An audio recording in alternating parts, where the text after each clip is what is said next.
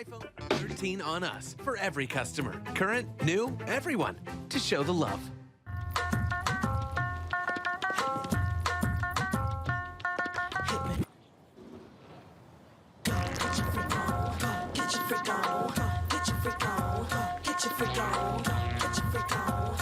Black Star Network is I'm real revolutionary right now. Support this man, Black Media. He makes sure that our stories are told.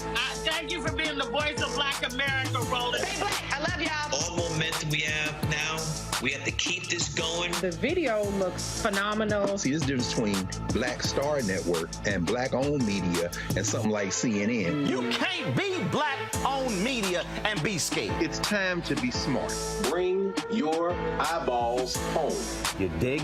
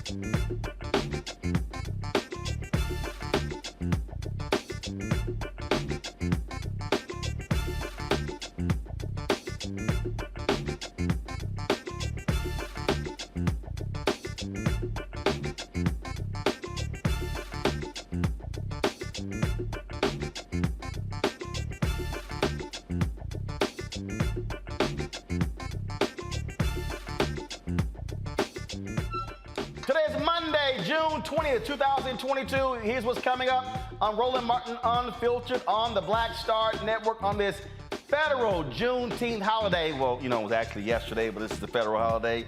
Folks all across the country are celebrating and commemorating Juneteenth. But what is the real meaning behind the holiday? Also, what can we do to ensure that we're learning our history? We will talk with the grandmother of Juneteenth, Miss Opal Lee. Also, Dr. Greg Carr of Howard University to understand this federal holiday and how we as African Americans should be approaching this. New York Governor Kathy Hochul signs landmark voting legislation, folks, that deals with the right to vote. But what does the law mean ahead of the November general election? We'll speak to the bill sponsor, New York Assemblywoman Latrice Walker. Prices continue to soar across the nation with no clear end in sight. Everyone points the finger at who they think is responsible.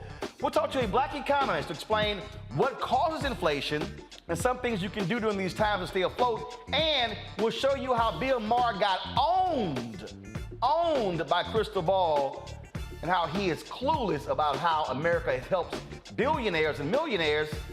But y'all tripping on the working poor, getting a check? Plus, today's Fit Live Win segment, COVID has not left. We'll talk to one doctor who has some warnings for us about the ongoing pandemic, and she'll explain what you need to know heading into the summer. Plus, a recap of the Poor People's Campaign, which took place on Saturday. We live streamed it, and we will talk about that as well. Folks, it is time to bring the funk on Roland Martin Unfiltered on the Black Star Network. Let's go. He's got it. Whatever the miss, he's on it. Whatever it is, he's got the scoop, the fact, the find. And when it breaks, he's right on time and it's rolling. Best believe he's knowing.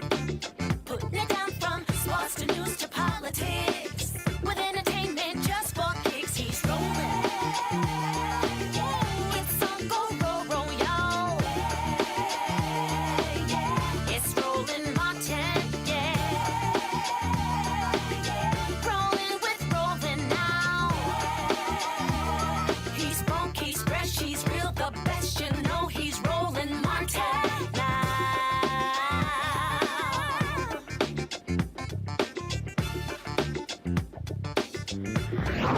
Martin.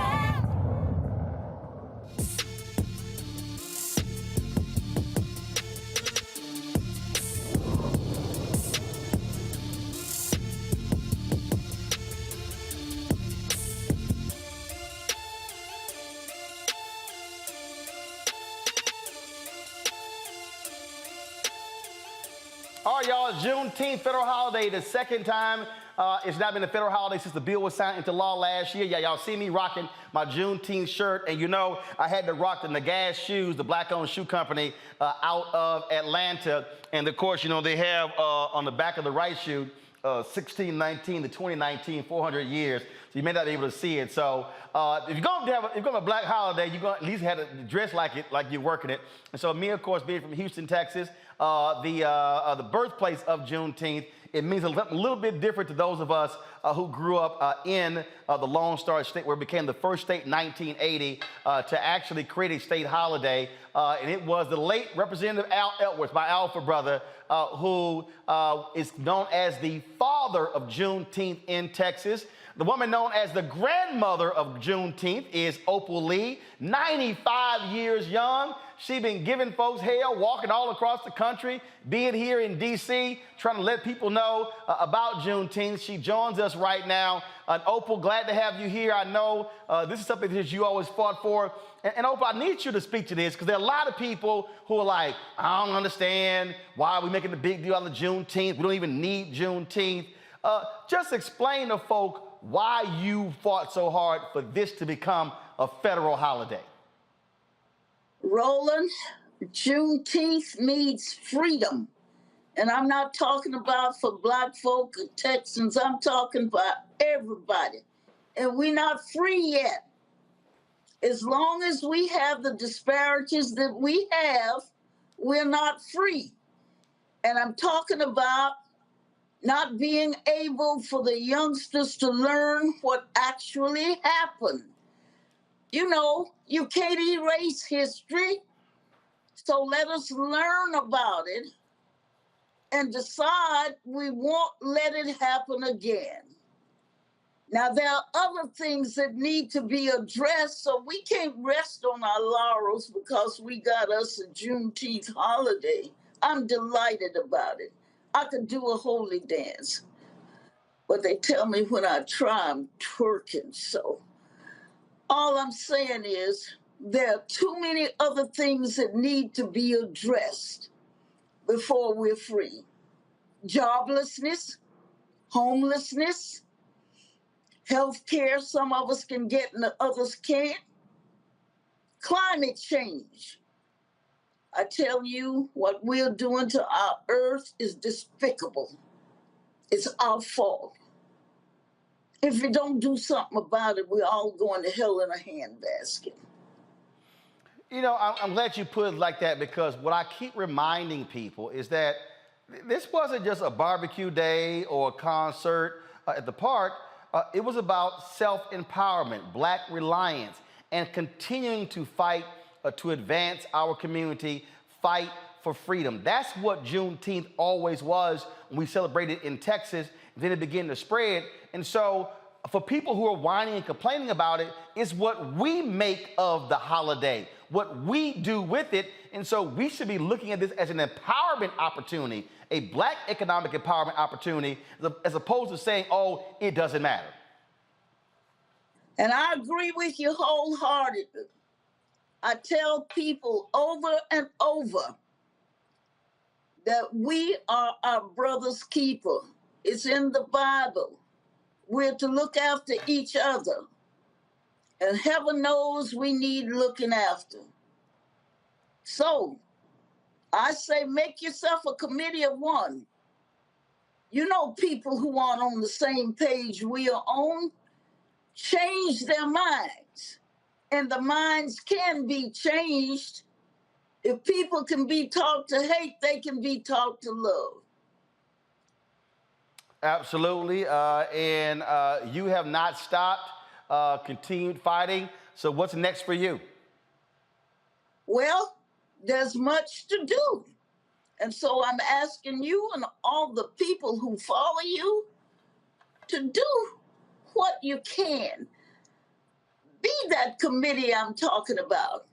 Help somebody else. So help me. I found out my problems and I have had some doozies.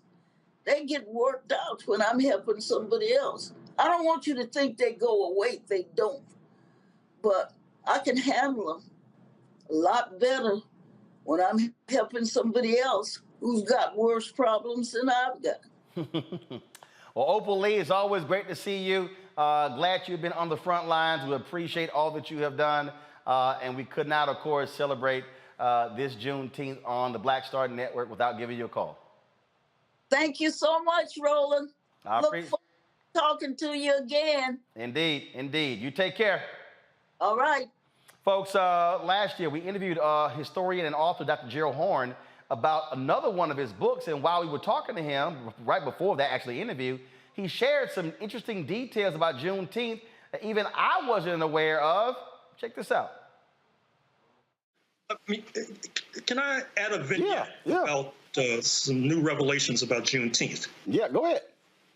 So, you know, I'm working on this book that would have been published now but for the pandemic. So we all know about Juneteenth, June 19, 1865. Supposedly General Granger shows up and tells the Negroes that they're free. But what's downplayed is that he was accompanied by 75,000 so-called colored troops. And why did he need so much backup? He needed so much backup because the settlers in Texas, which was the Confederate state least damaged by the Civil War, and was the Confederate state in which slave owners from Louisiana and Arkansas were bringing their enslaved during the Civil War, because you saw the Black population increase exponentially. They had this idea of resuming slavery in Texas. And not only that, but recall that Mexico, the southern neighbor of Texas, was then under French rule. They were supporting the Confederacy. And so many of the Black people were going to be deported into Mexico to continue slavery. Jefferson Davis, the head of the Confederacy, he was captured after the fall of Richmond trying to escape to Texas so he could lead this rebellion. So these 75,000 Black troops, then became a hammer against the French troops in Mexico, against the Confederates in Texas, and helped to save the United States from resuming the U.S. Civil War under a different guise. Wow. And that, I actually had not heard that. Where'd you discover that?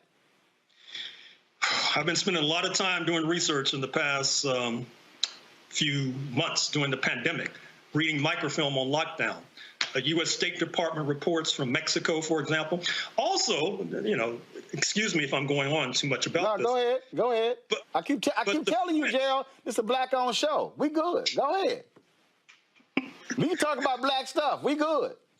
Okay. So the French in Mexico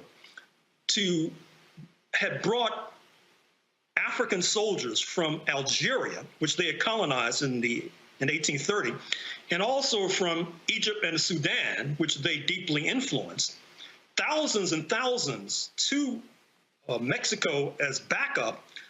And that's why General Granger needed these 75,000 so-called colored troops, because this was going to be, pardon the expression, another battle royal that was going to unfold. And the man in charge of the Confederate effort, Matthew Fontaine Maury, M-A-U-R-Y, who until last year had a statue in his honor in Richmond, Virginia, he was the mastermind of this plot to continue slavery.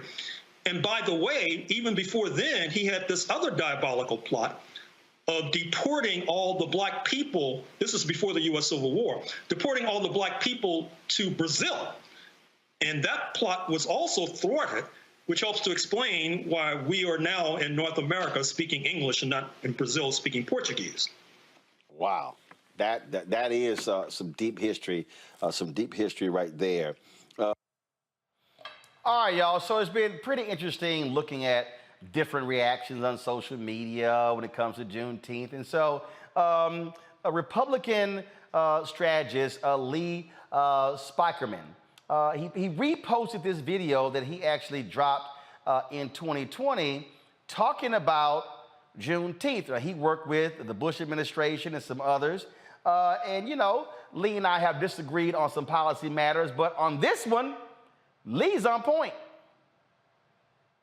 Most African Americans are not waiting for white people to say that they feel guilty for how African Americans have been treated throughout our history. Most African Americans are not waiting for white people to admit that they're privileged in our society. What most African Americans are waiting for is for white people, especially white leaders, to wake up and acknowledge that there are significant structures and barriers remaining in place to African American advancement in our country, in the criminal justice system, in the economy, in terms of housing patterns, which then has a huge impact on K through 12 education. So as we celebrate Juneteenth, I hope that we as white people will resolve to stop asking African Americans to wait, to stop asking them to wait to reach their full potential within our country. I hope that we as white people will be the ones to start pointing out injustice, unfairness, insults, whether it's across our country or in our own offices. You know, most black people don't want to be that guy or that woman that has to point out problems that involve race. It would sure be nice if white people at least took some of that burden. White people do still dominate every realm of our society. So it's incumbent upon us to be the prime movers in the actions and the initiatives that will turn things around and enable even more African Americans to do great things in this country. Now, folks, Bill Nye, the science guy, very knowledgeable dude. Well, he might be knowledgeable on science, but he ain't knowledgeable on everything. Bill got into a little trouble this weekend, y'all, for his tweets. Did y'all see his tweets? Y'all have it? Okay, so okay, I'm gonna get to Dr. Oz in a minute, but I gotta show you the Bill Nye tweets because, again, Bill got lit up by folks for his Juneteenth tweets. And so this is what, let's see here. I'm gonna see if y'all, let me connect to the Roku here so I can show y'all on my phone. Okay, all right, you should be seeing it now. Okay, let me know when it pops up. Here we go. Bill Nye posted this tweet holding a U.S. Constitution. This was on at 5:26 p.m. on Juneteenth on yesterday. He says, the United States we know today was built with the labor of enslaved black Americans. The last were not freed, parentheses officially, until 19th of June, 1865. Let us celebrate and never forget. Now, as you see down here, boy, the ratio of this sucker, 47,000 retweets, 3,576 quote tweets, 327,000 likes. Well, Bill got lit up because his facts were not appropriate, and so Bill had to respond to that today. Just a couple of hours ago, this is what Bill tweeted. Getting the facts right is important. I want to thank my followers for pointing out that Juneteenth did not mark the end of slavery. It was a milestone on the long road to freedom and a day chosen to celebrate and reflect. Now, Dr. Oz, of course, Mehmet Oz, who's running for the Republican nominee for the U.S. Senate in Pennsylvania, he actually decided to get in on the Juneteenth Act. And so this what happened. He sent out two tweets, one that pissed off his white Republican supporters. And so what you'll see here is that on the, y'all have the one on the, not that one, y'all have the full tweet, thank you. This is what he tweeted. Our country is better because of our freedoms, our unity, and our equality. Hashtag Juneteenth. Oh, the white folks were upset with Dr. Oz, so he took that one down and posted this one. Our country is better because of our freedoms and our unity. He took out equality. See, go back to the tweet. Maybe I think the problem is his white Republican supporters, they must have thought the Juneteenth colors was the LGBT rainbow. That's what I think happened. They probably saw equality thinking it's Pride Month, and they were probably like, don't be talking about equality. So they probably got a little confused. That ain't the rainbow, y'all. So again, this is the first one. Our freedoms, our unity, and our equality. This is the second one. Our freedoms and our unity. Go back to the first one. Freedoms, unity, equality. Go to the one the second one, freedoms and unity. Just so y'all understand, that's the person who wants to be the U.S. Senator from Pennsylvania. Folks, I heard so many people, again, we ain't asked for this, we want, and I totally understand policy. I totally understand we want the George Floyd Justice Act. We want the For the People Act. We want the John Lewis Act. But what I need people to understand is this is the only holiday that literally even mentions slavery. America has done such a great job totally ignoring slavery and saying, y'all need to get over it. The benefit of Juneteenth is we don't have to get over it. Now they are forced to have to discuss it at least once a year. But the other thing that is happening with Juneteenth is that not only are they being forced to discuss it, we get an opportunity to actually set the record straight, what Gerald Horne just said, checking Bill Nye and others. And so I believe that we should be approaching Juneteenth a little different. Joining me now, Dr. Greg Carr, of course, Department of Afro-American Studies at Howard University. Also, our normal panel on Monday, Makongo Dabinga, professorial lecturer at the School of International Service. Glad to have him here at American University. Of course, Reverend Jeff Carr. He is with Trinity Fellowship in Nashville, Tennessee. Dr. Julian Malvo, Dean, College of Ethnic Studies, California State University, Los Angeles. Greg, see, this is why, because I did a thing earlier with Tamika Mallory and my son, and this came up. And she said, Roland, I saw you arguing with some people about Juneteenth. And she's like, I understand both sides. I said, the mistake that we're making is that we're taking a wrong approach to the Juneteenth federal holiday. I said, we now get all these people who say, well, the black folks in Texas, y'all were late. No, Emancipation Proclamation, 1863, war was still going unenforceable. It wasn't until April 9th when the Confederates gave up and surrendered. And then, of course, they found out 2 months later in Texas. Slavery still wasn't over until the 13th Amendment was ratified in December of 1865. But not just that, we also now understand that Mississippi was the last state in America to ratify the 13th Amendment, and they didn't do it until what, 1995. And so all of these historical things, Greg, are critically important because we now get to put the history on the front burner, and we now get to walk folk through not just Juneteenth, but what has happened since Juneteenth, especially when it comes to economic inequality. Yes, sir. Yes, sir. Mother Lee said it perfectly. We're not free. And she told that to Joe Biden. I know that because I'm what they call in the law an eyeball witness. A year ago when Biden signed the legislation, Mother Lee was there. First, look, you're 95 years old, and she walked 2.5 miles the other day to represent the 2.5 years in between the emancipation and Juneteenth. So, I mean, hats off to that sister. And I have to say right quick, Roland, since Jeff is here, we got all these alphas here. A couple of weeks ago, our sister Gussie Fuller, of course, your sister's neighbor right there in the Houston area, joined Alpha Kappa Alpha. So, she made the right decisions. That's what make sure I said something about Gussie while she's out there. But yeah, this holiday is different than all the rest. I mean, while you were down there on the National Mall covering the Poor People's Campaign on Saturday, and then Sunday, we were all together. I was in Philadelphia at Cabrini University, and I got on a plane, ran to Atlanta for a celebration, and came back here to D.C. That shirt you have on doesn't have the Juneteenth colors that Ben Hagan, the folks out of Connecticut, the National Juneteenth Commission, say are the Juneteen colors, red, white, and blue, with that star in the middle. No, they're not. They're not. But what is amazing, Roland, this is the thing. And see, this is the thing that white folk, nobody else could predict. The colors that I saw in Atlanta, in Philly, en route, every time the plane stopped back in D.C., are the colors you have on. Black people are wearing the red, black, and green, and the yellow, of course, in a lot of the Caribbean countries is added as well.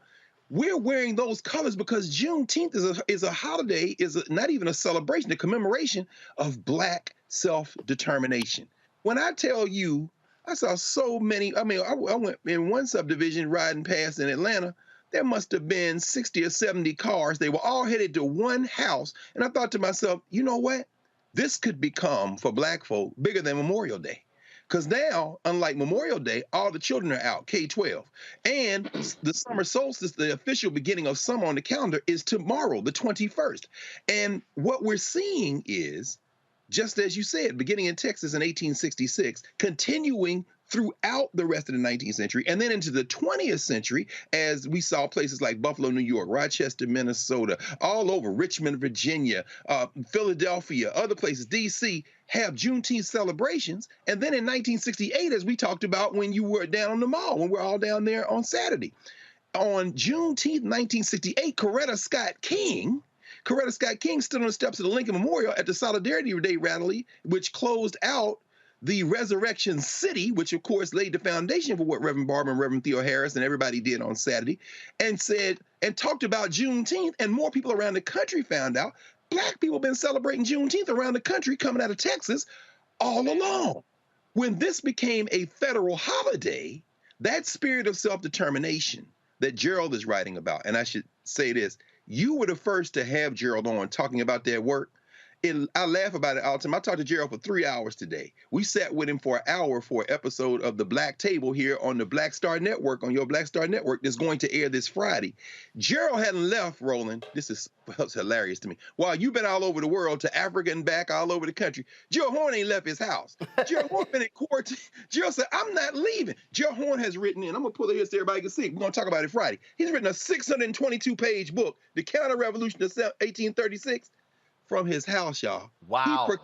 He procured a microfilm reader, Roland. He went out and found him. Well, he had people send him a microphone reader. Then he ordered all the microfilm that's in the footnotes in this book and sat in his house and read it. You're the first person to interview him for the preview. And what he shows in this book is exactly what he said. That order wasn't worth the paper it was written on until the soldiers made it work. People say Lincoln freed the slaves. No, they didn't. Those brothers, thousands of them, sailed in there with General Granger. And if you think that the people who heard Granger's lieutenant read that order, Special Order Number 3, which, by the way, goes a lot further than the Emancipation Proclamation, because General Granger's order, read by Major Emory, his lieutenant, says black people are free, says that you have absolute equality of personal rights and rights of property between former masters and former slaves. The Emancipation doesn't say that. The 13th Amendment doesn't say that.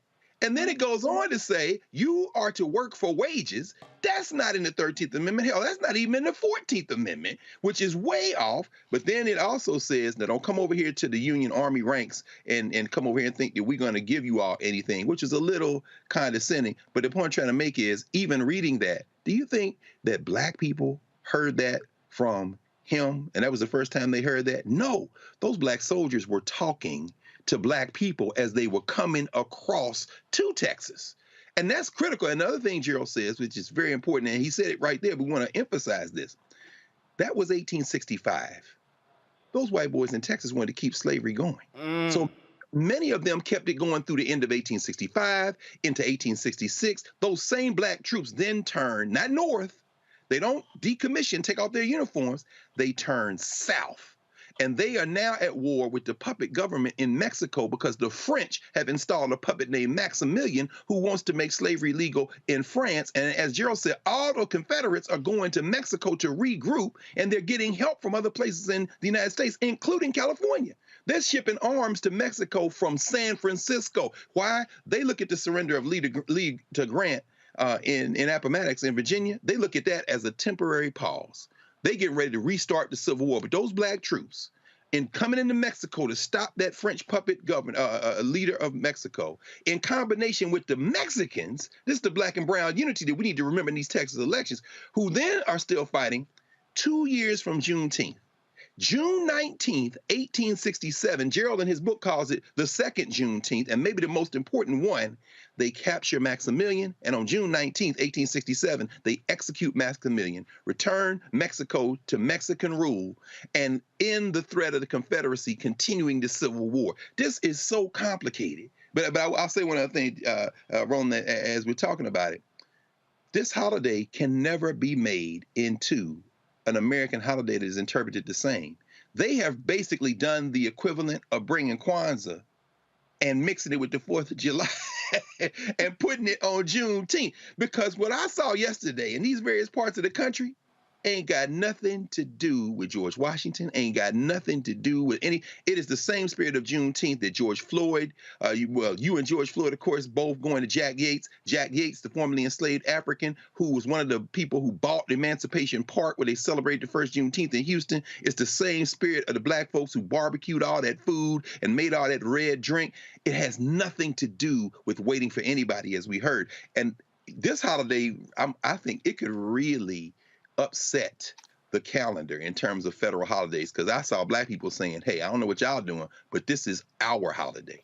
You know, it's quite interesting, Julian. Eric Erickson, who big time white conservative evangelical, he tweeted this out. I got a kick out of this when he tweeted it. He said, let me see if I can find it. He sent it out this morning, and it was about Juneteenth. And, well, let's see if he kept the tweet up. I'm sure he did. Let's see here. Let me find it, because I think y'all going to really crack at this one. He basically said that his friends really did not care a blip about Juneteenth, or he felt that they didn't think it was worthy. Now, mind you, he's also been sitting here all upset at Fox News because of some tweet that the story that they did on. Matter of fact, did Eric delete his tweet? Hold up. I know I responded to his. Well, let me see if I can find it on my timeline. I'm trying to see. I I guess my folk got a hold of his tweet after I posted what I did, and they must have lit that behind up. I'm trying to. So here it is. Oh, this is what he tweeted. No, that's the one about the January 6th. I'm looking for it. Okay. All right. I'm still looking. I'm like, where'd that tweet go, Eric? Because I literally had to chastise him because he said that a lot of his friends did not feel as if Juneteenth needed to be celebrated. And he said, well, look, I'll just be happy to take the day off and something to that effect. And I just had to just let him know, Julian, I said, and it's no shock to me, Eric, that your friends would say that. You know, as you said earlier, Roland, this is what happens. This is now one of 12 federal holidays. People who work for the federal government get a day off. Many of them will take the day off. They don't care about Juneteenth or anything else. That's called their business. Many people will get an education because most newspapers, when you have a federal holiday, they're going to write about it. They're going to say things about it. And so more and more people are going to be educated. The likes of Erickson, whatever his name is, the likes of him are too dumb to pick up a newspaper and read something, too dumb to learn, and too basically absorbed in their own ignorance to understand history. But what we do know, and I do hope that Greg Carr is right, and that this does not go the way of American holidays, as in, I was Googling earlier today and saw somebody had some Happy Juneteenth cards. Some company named Big Dot Productions out of Wisconsin. So you know those probably not black people. Happy Juneteenth cards, give me a you-know-what break. I mean, that's just absurd.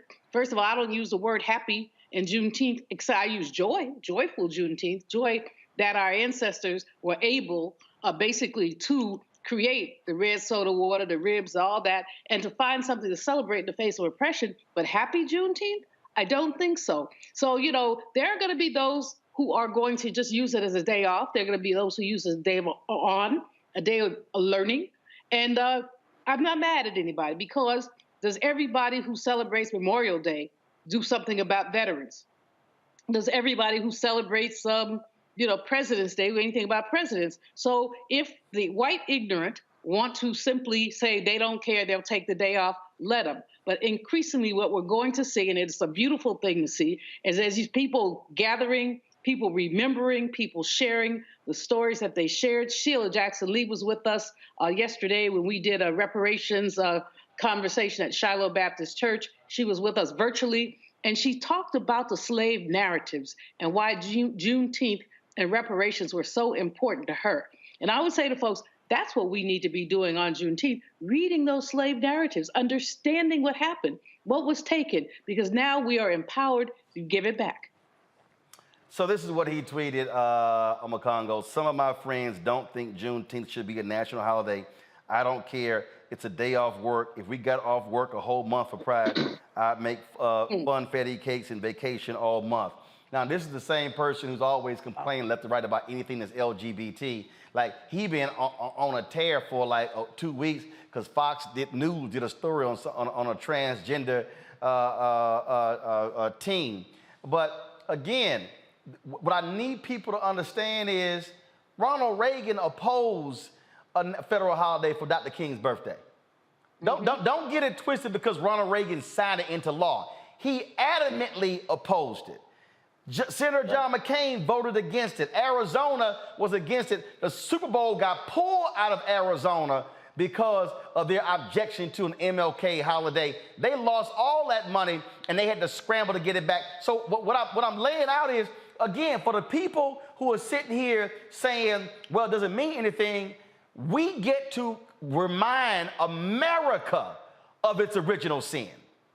And to Julian's point, Congo, every television station, newspaper, magazine, website, they are not going to be able to write about or broadcast about Juneteenth and overlook slavery and overlook the reality of what slavery did and the economics. And so what our responsibility is to ensure that Juneteenth does not turn into MLK Day, which for me has become America's civil rights mascot bobblehead figure, where, where we strip Dr. King of his radicalness, we strip him of his militancy and somehow make it into something else.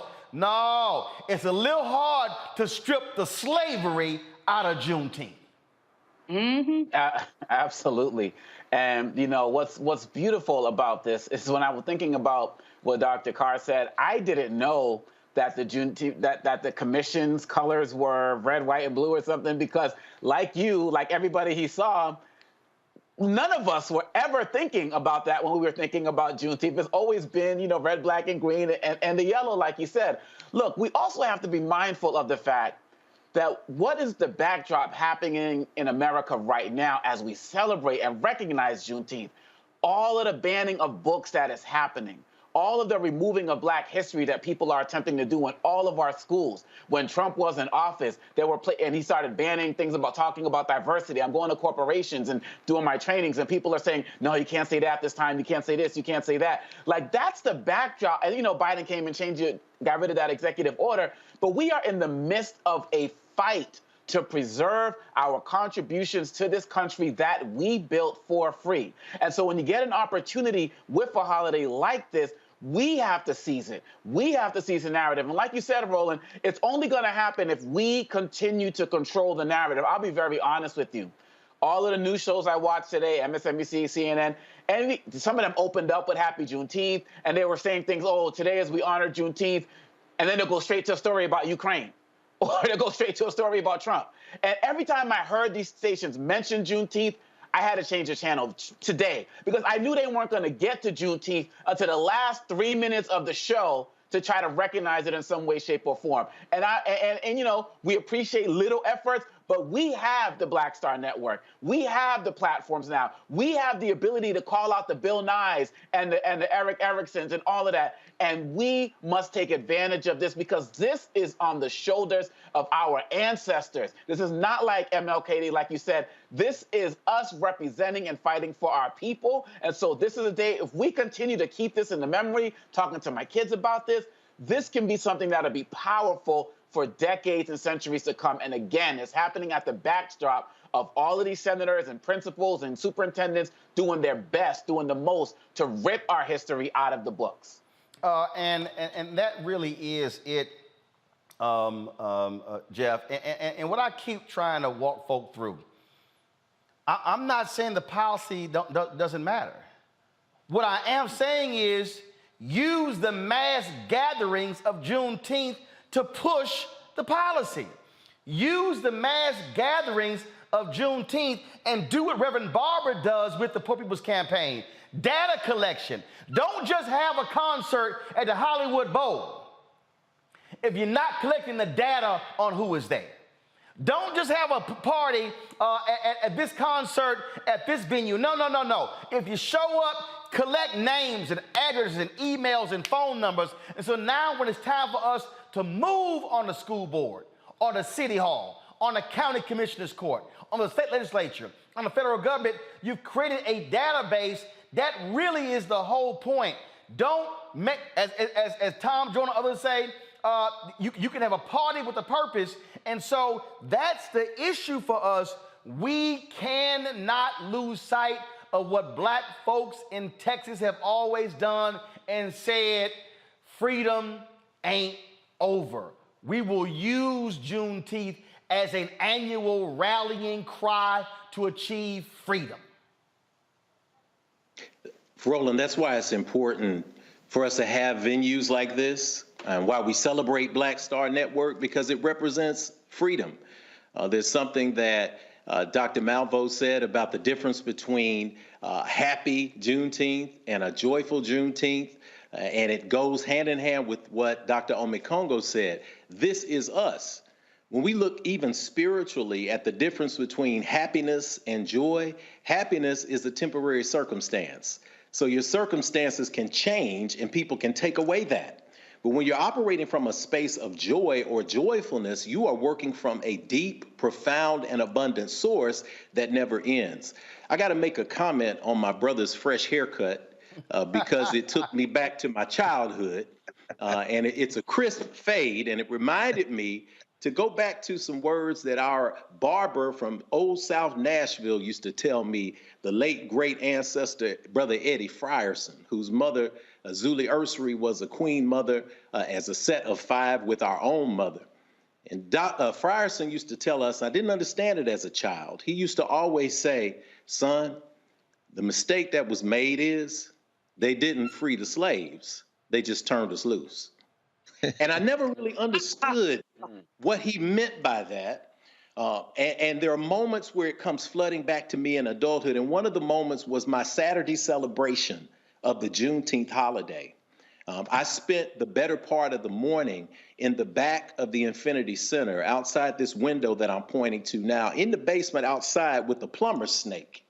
And I was pushing the plumber's snake down into the drain so that I could clear the sewage that had backed up over the last week. This house that we're in was a former residence built by an exceptional Black doctor, Dr. Horace Marion Frazier, first head of pathology at Meharry Medical College, his wife Eloise. They came here, this house, bones are older than mine, and my buddies in the text thread sent me texts, and they were like, hey, happy Juneteenth, celebrate today. What are y'all doing? What are y'all doing? And I got back pictures of people who were out at festivals and kicking it and just having a ball, and they were doing line dancing. It was great. I sent a picture of me in some overalls with a fishing hat with a plumber's sewer auger running down a main line. And one of my buddies sent me a text back. He said, man, I'm so sorry. And I talked to him later. I said, no, man, this is joyful. Why? Because I understand now what Eddie Frierson was saying about freedom. Freedom is a constantly moving state that has to be maintained. So yes, I could have been in the park with the vendors. I could have been dancing. I could have been doing some things with my family, which I eventually did later. But freedom versus turn loose.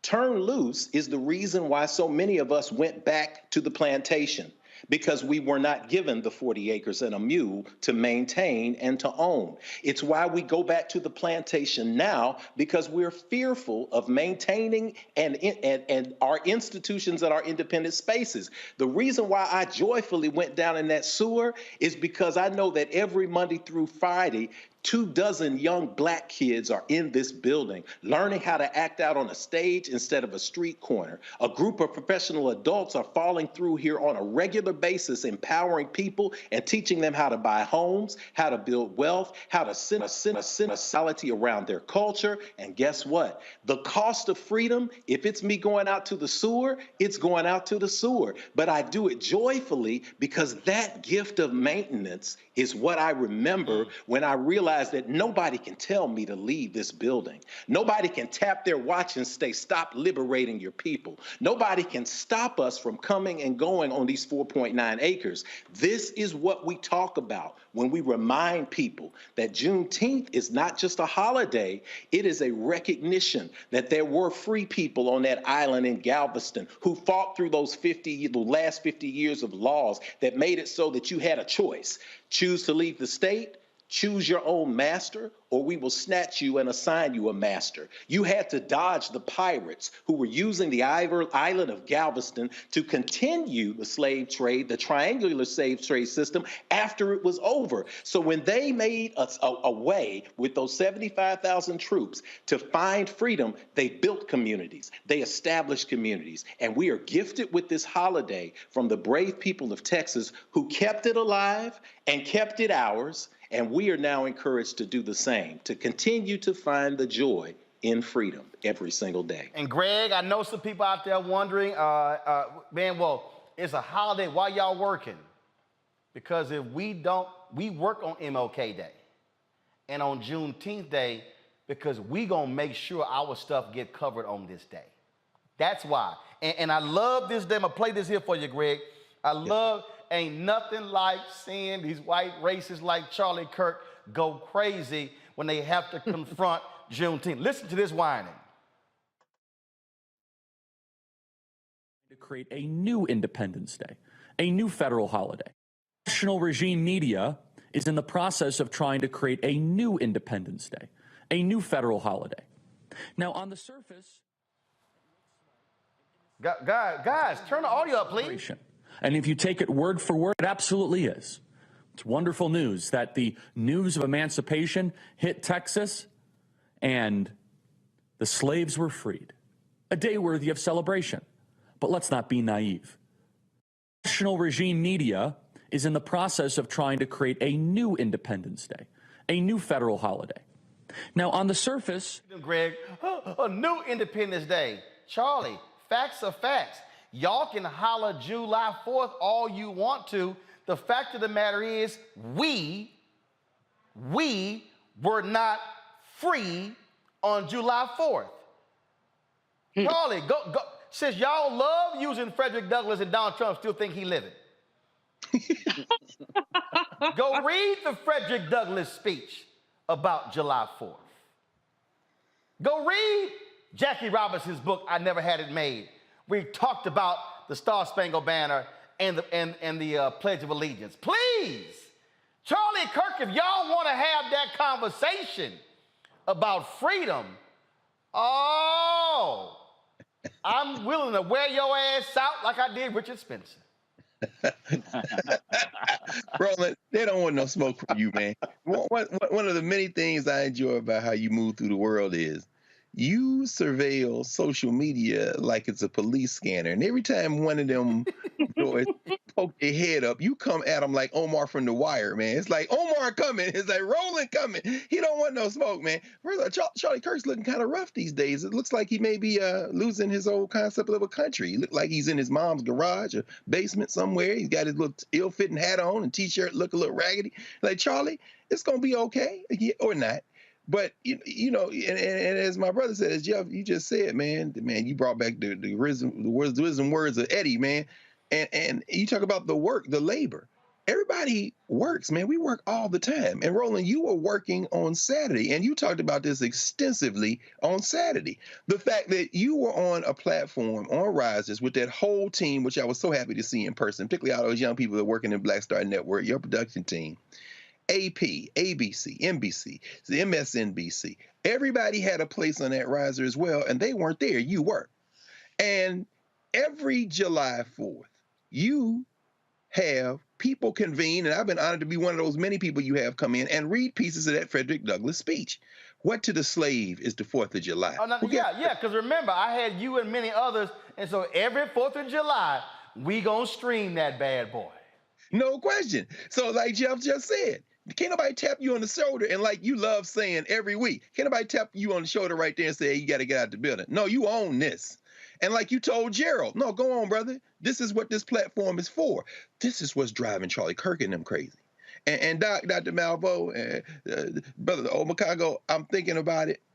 And I think we really don't know the impact of this holiday. And yeah, it's a holiday. And you're right. I mean, even when we were down last year, as Biden was signing this, people saying, yeah, this is cool, but the reason you signing this is because everybody and their mom was out in the street the last 2 years, and you scared the hell out of you. So yeah, we'll take this. And unfortunately, and we'll talk about it maybe with Reese, I want to ask her, I'm sure that the Juneteenth brunch or lunch or whatever it was that the vice president had at her residence, and Reese and her husband and the baby went, and it was very nice. And I'm thinking to myself, why isn't Kamala Harris at least saying something about all these people over here on the National Mall representing 140 million poor and low wealth people? Roland Martin is there covering. Dr. Malvo is with him. I'm over there with you. And we're also with Pacifica covering all this. Cornel West is out there. Freddie Haynes is out there. Why aren't you out there, Madam Vice President, even out in the crowd? Oh, you having a Juneteenth celebration at your house? And Pharrell, no disrespect, bruh. And I love Questlove and them. I'm a Philly guy, too. But I'm saying, y'all having concerts charging people $300-400 to come for a June. Are you serious? My brother put it right where it needed to be put. We have always worked. This is about self-determination. And you worked the Juneteenth weekend, Roland. Right now is the Juneteenth federal holiday. Where are you? You're working. That's what Jack Yates literally did. This man came from North Carolina as an enslaved person, got to Texas, and they put their money together and bought Emancipation Park. This Juneteenth is just a moment to recognize our self-determination. That's right. I really don't know. I don't really know whether we're going to know the implication of this holiday, Roland. That's all. Well, and that's why we have to actually. What is that Freedom's Journal, third paragraph, March 16th, 1827. I keep telling y'all this here. Y'all should have it queued up. I don't know what y'all doing in there. Y'all should have it queued up, but since you don't have it queued up, I'm gonna go ahead and show y'all. Y'all, that's why I said, we wish to plead our own cause. Too long have others spoken for us. That's it right there. That's why we do what we do and gonna keep doing what we're doing. Greg, I appreciate, man, you joining us for this. Thanks so very much. Coming up next, Bill Spriggs is gonna talk about inflation. This is why we matter. A black economist, longtime economic professor at Howard University, gonna give y'all the real deal, which somehow clearly Bill Maher don't understand how we got to this point. That's coming up next on Roland Martin Unfiltered, right here on the Black Star Network. Verizon just gave us all a brand new iPhone 13. We've been customers for years. I thought new phones were for new customers. We got iPhone 13s too, switched to Verizon 2 minutes ago. Ours were busted, and we still got a shiny new one. Check it out.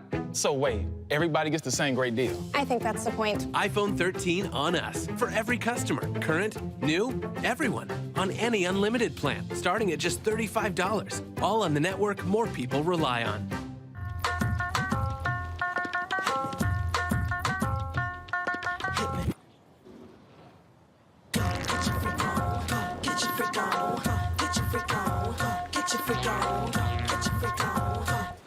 On the next A Balanced Life with Dr. Jackie, we're talking all things mental health and how helping others can help you. We all have moments where we have struggles, and on this week's show, our guests demonstrate how helping others can also help you. Why you should never stop giving and serving others on a next A Balanced Life here on Black Star Network. Love our new Alexa. It's a Buick. Yeah, Alexa. Buick. Alexa. It's a Buick. It's an Alexa. It's a Buick. It's an Alexa. Coach, that's a Buick. That's an Alexa. The Buick Enclave with available Alexa built in. We're all impacted by the culture, whether we know it or not. From politics to music and entertainment, it's a huge part of our lives, and we're going to talk about it every day right here on The Culture with me, Faraji Muhammad, only on the Black Star Network. How about sushi? I just had sushi for lunch yesterday. How about tacos? Automatic emergency braking, one of 6 advanced safety features standard on every 2022 Chevy Equinox. Find new technology. Find new roads. Chevrolet. Next on the Black Table with me, Greg Carr. A very different take on Juneteenth with the one and only Dr. Sunyata Ahmed. We'll explore the amazing foods, remedies, and rituals that are a part of our history and the Juneteenth holiday. So it's our responsibility to return the healthier version to our folks instead of just the red liqueurs marketed to us, the red sodas and the other things. I mean, why does the Kool-Aid man have to sound like Louis Armstrong? He's like, oh yeah! Yeah, right. An enlightening and tasty hour of the Black Table, only on the Black Star Network. Black Star Network is here. Oh, no punches! I'm real revolutionary right now. Support this man, Black Media. He makes sure that our stories are told. Thank you for being the voice of Black America, Roland. Stay black. I love y'all. All momentum we have now, we have to keep this going. The video looks phenomenal. See, this difference between Black Star Network and black-owned media and something like CNN. You can't be black-owned media and be scared. It's time to be smart. Bring your eyeballs home. You dig?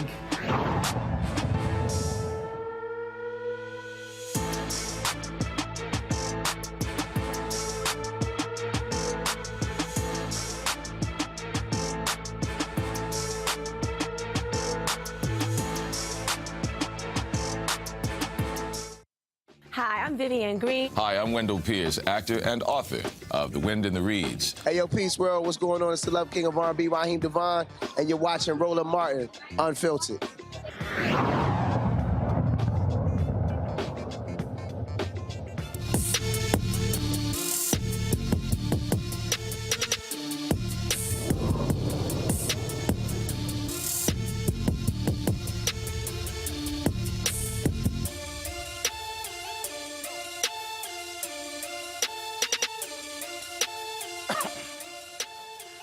honor of Juneteenth, New York Governor Kathy Hochul signs the landmark John R. Lewis Voting Rights Act of New York into law. The measure will bolster the right to vote in New York, especially in the black community. Latrice Walker, a New York State Assemblywoman who sponsored the act, joins us from Brooklyn, New York. Glad to have you here. We just lost her signal, so y'all let me know when we got her back. So let me know when that. So again, in New York, activists have long been calling for a change to the voting laws in New York. In many ways, they were just as suppressive as places in the South. And so this is the first major voting rights bill in New York State in a very long time, even though Democrats have been running the state for a very long time. You see the governor there. She's hugging Hazel Dukes, longtime NAACP board chair. You see former Governor David Patterson up there as well. His father, of course, a longtime official. And so that was signed into law. Do y'all have any sound of the governor talking about this? Let me know if we do. But folks, again, this is just critically important when we talk about New York. We talk about how they change these laws. And this is how we have to utilize our power to force this. Democrats had no choice to speak to this here.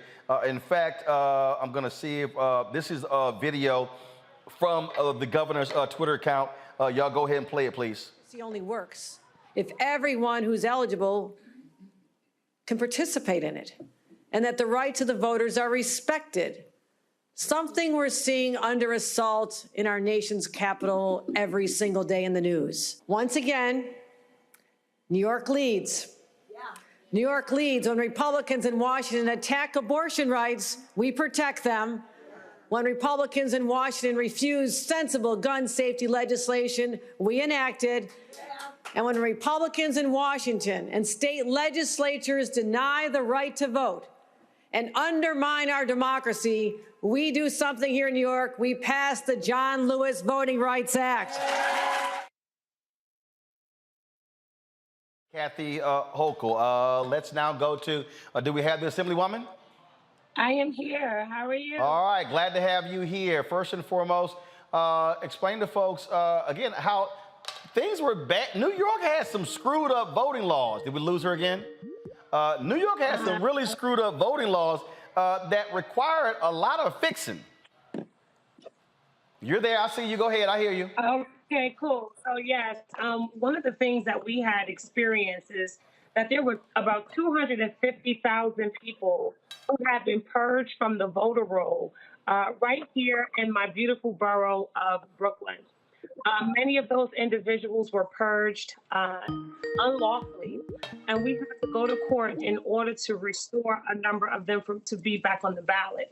In addition to that, in Troy, New York, where we began early voting, there were a number of polling sites that were put in places that were about as far of a distance as anyone would need to travel to go to vote from urban central communities. So the Attorney General for the state of New York had to go to court and fight to get those particular voting sites put back into an area that is accessible and is fair for all. And each and every time that there's an election, we are seeing many of the different polling sites being played around with. There are different language barriers that are put in place where only the protected languages under the federal voting rights statute are actually on our ballots, even though New York represents the beautiful, a beautiful mixture of so many different diversity, so many different cultures. And so many people are not being able to vote simply because they cannot read the ballot. And so we passed the New York State Voting Rights Act to address the voter intimidation that we've seen with respect to people, police officers having to stand outside or go to people's homes to ensure that they actually voted in places that they said they voted at. And also to ensure that we don't have the vote dilution that we've seen. In addition to that, of course, the inconsistencies with respect to language barriers and other things. And so we also have a pre-clearance provision. We saw that in the Shelby County case, the Section 5 of the Voting Rights Act was gutted. And Congress just didn't act this year. So we knew it was up to us to include a new pre-clearance provision that where there was any voter infringements anywhere in the state of New York, that those particular counties are now required to pre-clear any changes to the voting processes that they are trying to accomplish after this particular event, after this particular bill was signed into law. So it's a proud moment in the state of New York. Well, that is awesome. We're certainly glad to see it happen. And so congratulations on getting this done. And so hopefully we'll see that kind of action taking place in other states. Well, we think that that would be the best road. This is probably one of the most progressive and strongest voting laws and voting rights laws around the country. And since clearly Congress needs a message from the 50 states to be able to say that the time to do the right thing is now. Of course, John Lewis has spent his entire life, definitely his entire adult life and most of his childhood years as well, fighting for the right to vote. And today we signed the John Lewis Voting Rights Act at Medgar Evers College during the month where he died, unfortunately registering individuals to vote and attempting to vote himself. And so hopefully, you know, we have made America proud, but we've also set the stage for other states to do the same thing. All right, then. Well, Assemblywoman Walker, we appreciate it. Thanks a lot for joining us. Thank you so much for having me. All right. Happy Juneteenth. Thank you. Same here. All right, folks. Friday, Bill Maher had his show, Real Time with Bill Maher. And the issue of the economy came up, this whole issue of why we have inflation. And there was a point where he was agreeing with his conservative guy that, oh, this is all happening because too many Americans, they got that free money from the federal government. And there was a liberal commentator, Crystal Ball, who had to drop some knowledge on them. And even Bill was like, huh? What are you talking about? Watch this. The economy. There's way too much government spending, and that's why we have inflation. So that's a large part of that. It's just basic economics. And that is not basic economics. We had this thing called a pandemic. We had a supply chain crisis. And oh, by the way, there's a war in Ukraine. It played a role. It's played a role. So to act like the only reason we have problems now is because people got a little bit of money in their bank account is just not honest. And a little bit of money, they got more than we spent in World War II. So you don't act like hold on. Hold on. Don't act like, you said don't act. Don't act like we had to react to the pandemic exactly the way we did. We had to spend $6 trillion. Okay, but how about the trillions that the Federal Reserve shot at Wall Street? For some reason, people don't get upset about that. How much? What'd you say? Fueled the trillions of dollars the Federal Reserve shot at Wall Street to stop the stock market and the bond market. No one gets upset about that, even though that was a massive I don't know what factor in you're talking inflation. about. What do you mean shot at Wall Street? Well, when are we talking about? We're talking about buying assets, buying stocks, buying bonds, buying treasury bills so that they expand the balance sheet. This is during the crisis, the coronavirus crisis. When the stock market crashed, that is what the Fed did. They went into action. They shot trillions of dollars. But the stock market didn't crash during COVID. Now it's crashing. It's crashing now. It crashed, and the Fed came in and backstopped it. That's what happened. What, it crashed and we never heard about it? No, it crashed. Go back and look at it. I think it fell off a cliff. When? The Treasury bond market stopped functioning, and the Fed took extraordinary action it's never taken in history. I don't somehow remember no one that. gets upset. The first week of the Somehow nobody gets upset about the rich people who got tons of money and tons of support, way more than working class people did. But oh my God, people were able to feed their kids and they had a little bit of money in their bank accounts. It was the worst thing in the world. That is one small part of the inflation story, and it is, by the way, not the only thing that we can deal with to get out of this mess. Y'all, this literally was Bill Maher. I don't know what you're talking about. I don't know what you...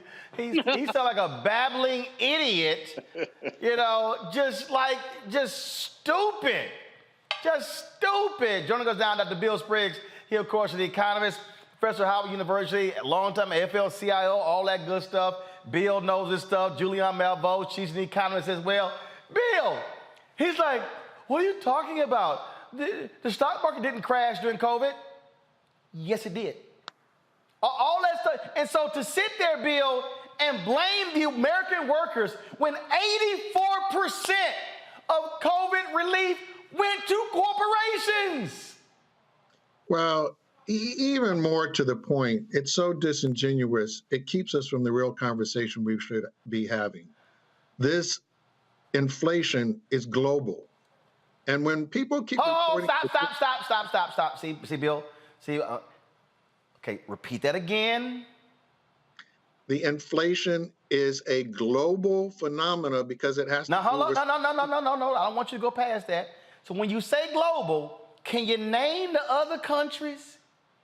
Can you just name, just name 4 or 5? Currently, the U.S. has inflation equal to the average for Europe. So some are going to be a little higher than the U.S. Now, hold on, Bill, I got to help you. So Turkey is a little higher than the U.S. Europe is a continent. Countries. Okay, France, Germany, Italy, England. So it ain't just us, right? Everybody is suffering from the inflation because we don't have enough oil in the global system. We don't have enough grain in the global system. We don't have enough chips to manufacture cars in the global system. Why don't we have enough, Bill? We don't have enough chips because of the COVID crisis and the shutdowns that took place. We don't have enough grain because Russia, its aggression against the grain basket of Europe is interrupting the production of grain. Combined, Russia and Ukraine combined for close to 40% of world exports of grain. Hold on, wait. Did you just say 2 countries represent 40% of grain exports and the rest of the world is the other 60? Correct. Continue. And so, of course, the price of grain is going to go up. You can't have a shock to supply of that sort. Our auto manufacturers are currently making cars at the rate they did during the Great Recession. When was that? Back in 2008. They're making cars at the rate of 2008 because they don't have enough chips. They're making them at a 40% lower level than pre-pandemic, and they have been at that level since the pandemic. So you cannot cut supply on this scale and not have prices go up. Prices can go up if demand goes up, but prices also go up if supply shrinks. And the whole world, the entire world, is suffering from supply shrinkages. So to say, oh, it's Biden's fault that the price of grain is high, well, tell that to people in Europe and in Northern Africa because they don't even care about Biden. He's irrelevant. Okay, I love this one here. Okay, so Biden's the reason gas is $5 and $6 and $7 an hour. And Biden stopped the production of oil. Yeah, so what happened was when COVID hit, the oil refineries, knowing that no one was driving, cut the number of refineries operating. They cut production. So part of the reason is the disruption to oil because of Russia's aggression in Ukraine. But in the United States, part of it is because the oil companies cut refinery capacity and they have not restored that capacity. So, if there were 20 refineries producing oil, COVID hits, ain't nobody driving. They were like, yo, take 15 of them suckers offline because we don't need that much gas. And then we already got surplus gas out there. And then all of a sudden, not knowing when the country's going to reopen, then all of a sudden, country reopens. It's like, oh shit, we ain't got much gas left. Now you got to reopen the 20. They haven't done that, have they? No, they have not. And instead, they've decided making more money is good because the price went up. Boom. Boom. So they went, wait a minute. It's supply and demand. If we open the refineries, then gas would be $2.65. Oh, hold up. We lost money in 2020 and 2021. So, Bill, we can recoup that money in 2022. Is that Exactly. That's what's happening? Exactly. That's exactly what is happening.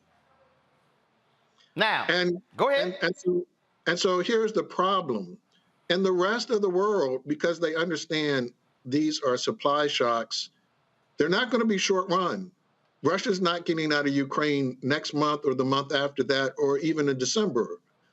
So understanding that they have to solve this longer run set of issues, they have been subsidizing low and moderate income households in their countries, understanding that they could raise interest rates to 500%, but it's not going to put oil in tanks.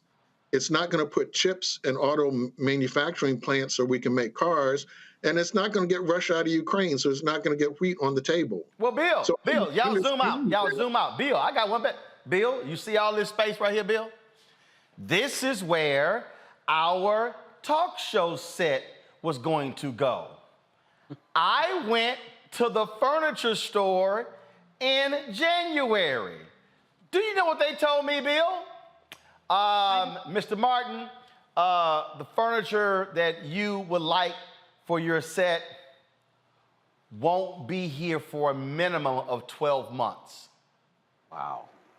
So the reason y'all see me standing my ass up with a glass table, because they literally said the supply chain is so backed up that if you order chairs and tables and couches, it is going to take a minimum of 9 months, and it's more likely going to be 12 months, and it could be 15 months or longer for some furniture. Yes, and this is happening across many different markets. And when you have a shortage in one market, it creates pressures in others. So what we experienced when people couldn't buy new cars was, what's the next best thing? Well, I'll buy a used car. So suddenly the demand for used cars goes up and the price of used cars goes up with it. And then some people say, I can't afford the used car, so I'll just fix my car. And now the price of fixing your car is also going up. And then they get mad with Biden talking about green economy, public transportation, and the grid, because guess what? If you have a situation and you got no public transportation, you now can't get to your job. The reason they're saying the whole grid, Texas, blaming their high electricity prices on Biden. How you gonna blame it on Biden when y'all got your own grid? Abbott, that was your choice. They complained about all the green stuff and said, oh, that's killing American economy. No, it's not, because the bill never even got passed. So how can a bill that never even got voted on be the reason why they ain't producing gas? And also, just real quick, can you explain to people the Keystone Pipeline? That wasn't going to do a damn thing to increase oil production in the United States.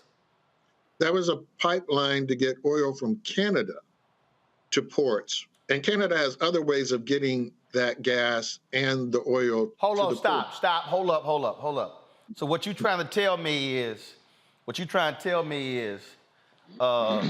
see, I gotta make it plain. So Bill, what you trying to tell me is that this is Canada. This is the United States. And this is the refinery. So the pipeline was going to be coming across the U.S. But the oil, there was no spigot for us. That was for Canada, right? Exactly. Okay. The reason I need you to walk people through this here, because I got black people walking around saying stupid shit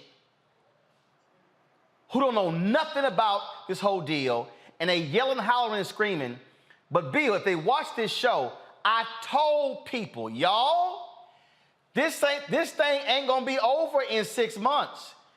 What COVID did because it lasted 2 years, was literally disrupt everything in America and even the world. The United Airlines CEO said last year that travel in America will not return to pre-COVID levels until 2025. That was 4 years. So when you hear Republicans say, we have an answer to inflation, have you seen it? They have no answer to inflation, none. If people believe the story the Republicans are saying, if they believe it, then this is what you should do. You should call Joe Biden and say, Joe, last year you gave me too much money. I have too much money in the bank. This is horrible. I cannot live with it. Please raise my taxes. If you believe that story, that's what you should be doing. If you think inflation is being caused because you have too much money in the bank, then please call Joe Biden and say, raise my taxes. And what did all of those companies do with the money they got from the Trump tax cut? And during COVID, they bought back stock. Exactly. We have a capacity problem. Had they taken the money from the Trump tax cut, invested it in capacity, diversified their supply chains, we wouldn't be where we are. But instead, they decided to do the unwise thing and simply eat the money. Such as Abbott Laboratories that did a stock buyback, did not fix their dirty baby formula manufacturing plant, then the FDA shut it down because they were kicking out nasty, corroded baby formula. And then, because 4 companies control baby formula in America, combined with Trump's BS trade thing that came after, I don't know what the hell they even call it, after NAFTA, which made it harder to import baby formula, that's how we got a baby formula crisis. Exactly.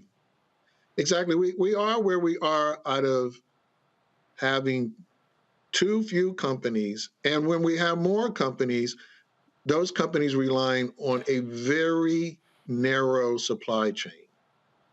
And all it takes is one part of it to break, as you pointed out, with baby formula, as the auto companies are experiencing with getting chips to go into their cars. All of this stuff hinges on them having gotten too narrow. It's like buying a car and saying, I'm going to sell you a car. It's going to be real cheap because I'm not going to give you a spare tire. I'm not going to put a jack in your car. That's all well and good until you get a flat. Man, it's the craziest thing I ever heard, but that's what we're dealing with, Dr. Bill Williams-Priest. I appreciate it, Doc. Thanks a lot. Yeah, well, it's very important for people to understand the game that's being played and blaming this on demand instead of supply, because it's keeping us from the bigger conversation. People in Africa are about to starve because of this crisis in grain production. We're not discussing that. We're not discussing what should our nation's response be to avert a human catastrophe that's about to happen. We don't even get to discuss that. We don't get to discuss for Americans things that would help them with their purse book, like child care help, because they're telling the American people that's inflationary. Oh my goodness, if we help lower your child care costs, that would be inflationary. Then you'd have even more money to spend. Unbelievable. Bill, I appreciate it, man. Thanks a lot. Good talking with you. Yes, sir. All right, Julian, I got to show this. So, Julian, Bill Maher, oh my God, what happened? Who told us there was a crash? Julian? Julian. Looks like a crash to me. If you started up here, now Julian, I'm not an economist. Okay, I ain't got none of them fancy degrees. But all I do know, Julian, is that if I was right here, and as we say in Texas, that some bitch dropped down here, I think this might qualify as a crash. Well, you know, Roland, the orange orangutan was not one to pump money into the economy. He always talked about he wasn't going to pump money into the economy. He put money into the economy because we saw that crash. It was a crash. The graph shows, and not only was it a crash, it was a precipitous crash. It happened in a matter of days. People started, as soon as we heard about COVID, people started pulling their money out of the stock market. All kind of craziness happened because people were frightened and because we got no leadership, zero leadership from the federal government. That's the tragedy there. And that the Bill Mahers of the world, as progressive as he used to be, somehow is now towing the line of this is Biden's fault. Well, Biden, first of all of the COVID mess begins with the orange orangutan. He basically lied. He politicized mask wearing. He told you could have injections of Purex and Lysol and it would cause the COVID to go away. Remember that? I mean, there was a mass hysteria. People started staying home. People got laid off. We were in the middle of an economic crisis. And the only thing that saved it was putting relief money in there. And that relief money, by the way, began with the previous president, not with this one, with the previous. Now, he didn't want to do it. He did it kicking and screaming, but people were having a very hard time. I mean, it's hard to believe that this was only 2 years ago and people are behaving as if they have collective amnesia.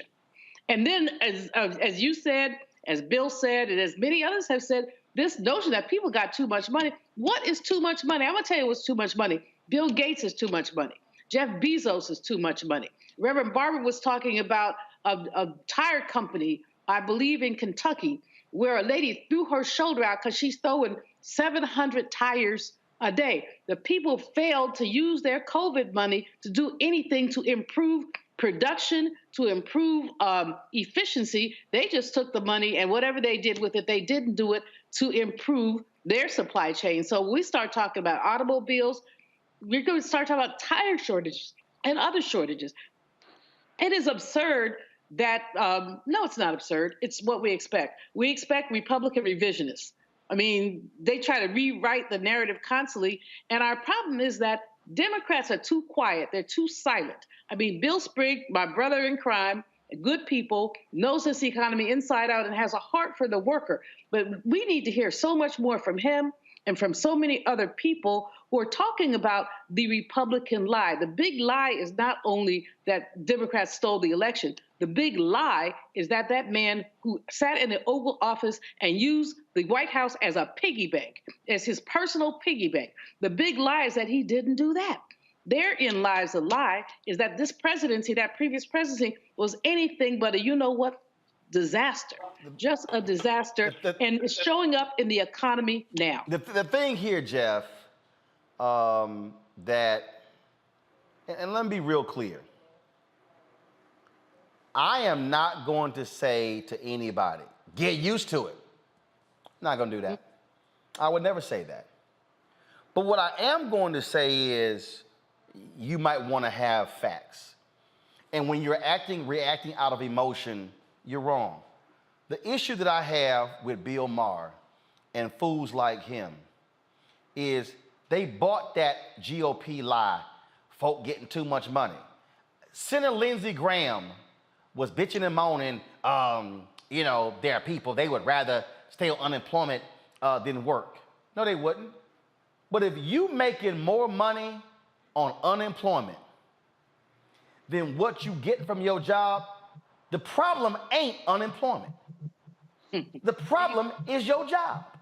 And in fact, the economists showed us that the states in America that had a slower economic recovery after COVID were the states that cut unemployment benefits, like South Carolina.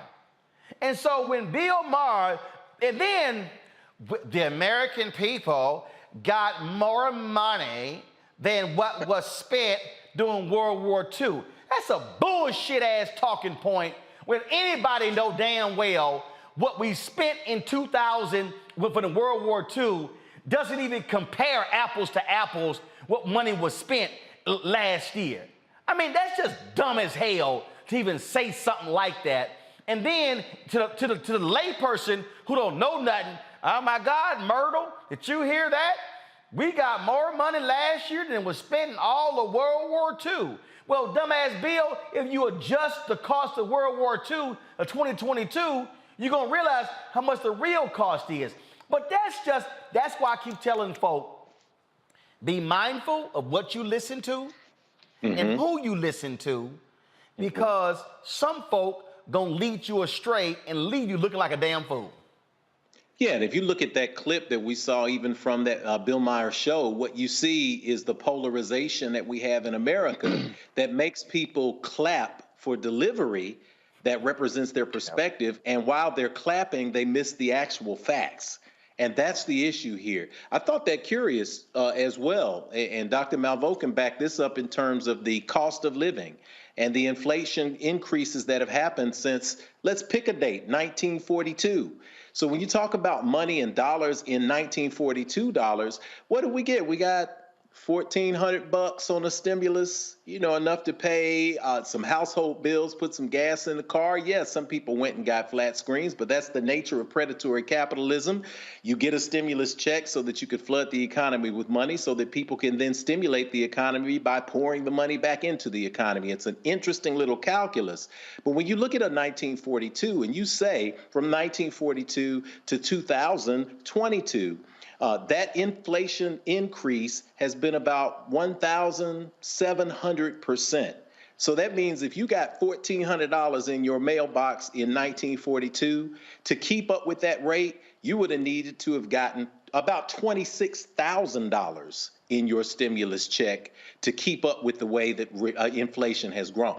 I don't know anybody personally that got a $26,000 check. So it is factually incorrect. But again, once we see what we see is that people begin to manipulate the messages. People are more interested in stylish delivery and less interested in the facts. So when the Republicans and conservatives are able to then take the narrative and throw out words like that and say, oh, well, no, we got 1942, we spent more money. The people who will not go and look up that fact or take that statement to be true, those are the people who are contributing to the problem. So as we're working toward this space and we're seeing interest rates rise, as we see these various talking points go out, note, nobody is offering the solution. How do we actually fix inflation? How do we put pressure on those who are manufacturing to keep their prices low when in periods like this, in a period of economic crisis, when the new baseline comes, then that resets what the former baseline was. In other words, when I was coming up, gas was 50 cents a gallon roughly, and that wasn't too long ago. But when it got set to 99 cents and then it went to $1.50, then people just relaxed when it went back down to about 99 cents as a baseline. So why? Because there is profit that is being made. And people know, as Dr. Spriggs said, as Dr. Malveaux will tell you, that when the demand is there, you would think that the prices would go down. But we're living in a system and an economy right now where the prices stay at a baseline because people do not want to give up their money. High interest rates will benefit those who have deep investments in the stock market. It will hurt those who are average Q citizens who are out here trying to do things like buy cars, buy homes to establish wealth. And until we begin to have that conversation, and I'm glad we're having conversations like this on Black Star Network, until we can have those conversations, we can't figure out how to navigate through that to successfully be a participating part of this economy and not being taken advantage of. On Congo, Julian asked, hey, we need people like Spriggs out there. They not calling Bill. Yep. The network's not calling Julian. See, again, we know this game. We know this game. And again, I didn't call Bill to say, Bill, I need you to take my position. I'm going to ask the question. You tell me what the facts are. I mean, I sat here. Ford O'Connell is he's a conservative Republican, and I've debated him on some shows out of Canada, and Ford literally said some stuff, some really stupid stuff, and he literally tweeted this column from some guy trying to explain why Biden is wrong on the gas shortages. And I laughed because when I read the piece, I was really trying to come find out what this dude's expertise was, and I'm kind of still looking for it.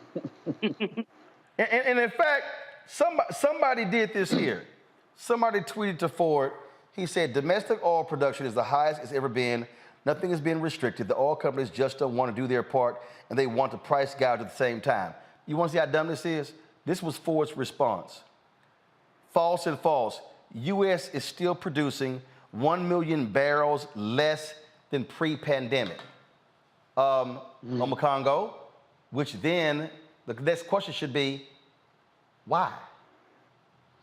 So he's trying to advance this idea that, oh, well, the reason they're producing less, this is what he literally said, oh, they're producing less, it won't reach pre-COVID levels because of the restrictions placed on leases and extractions, which are more burdensome than Trump administration. No, it's they are limiting production.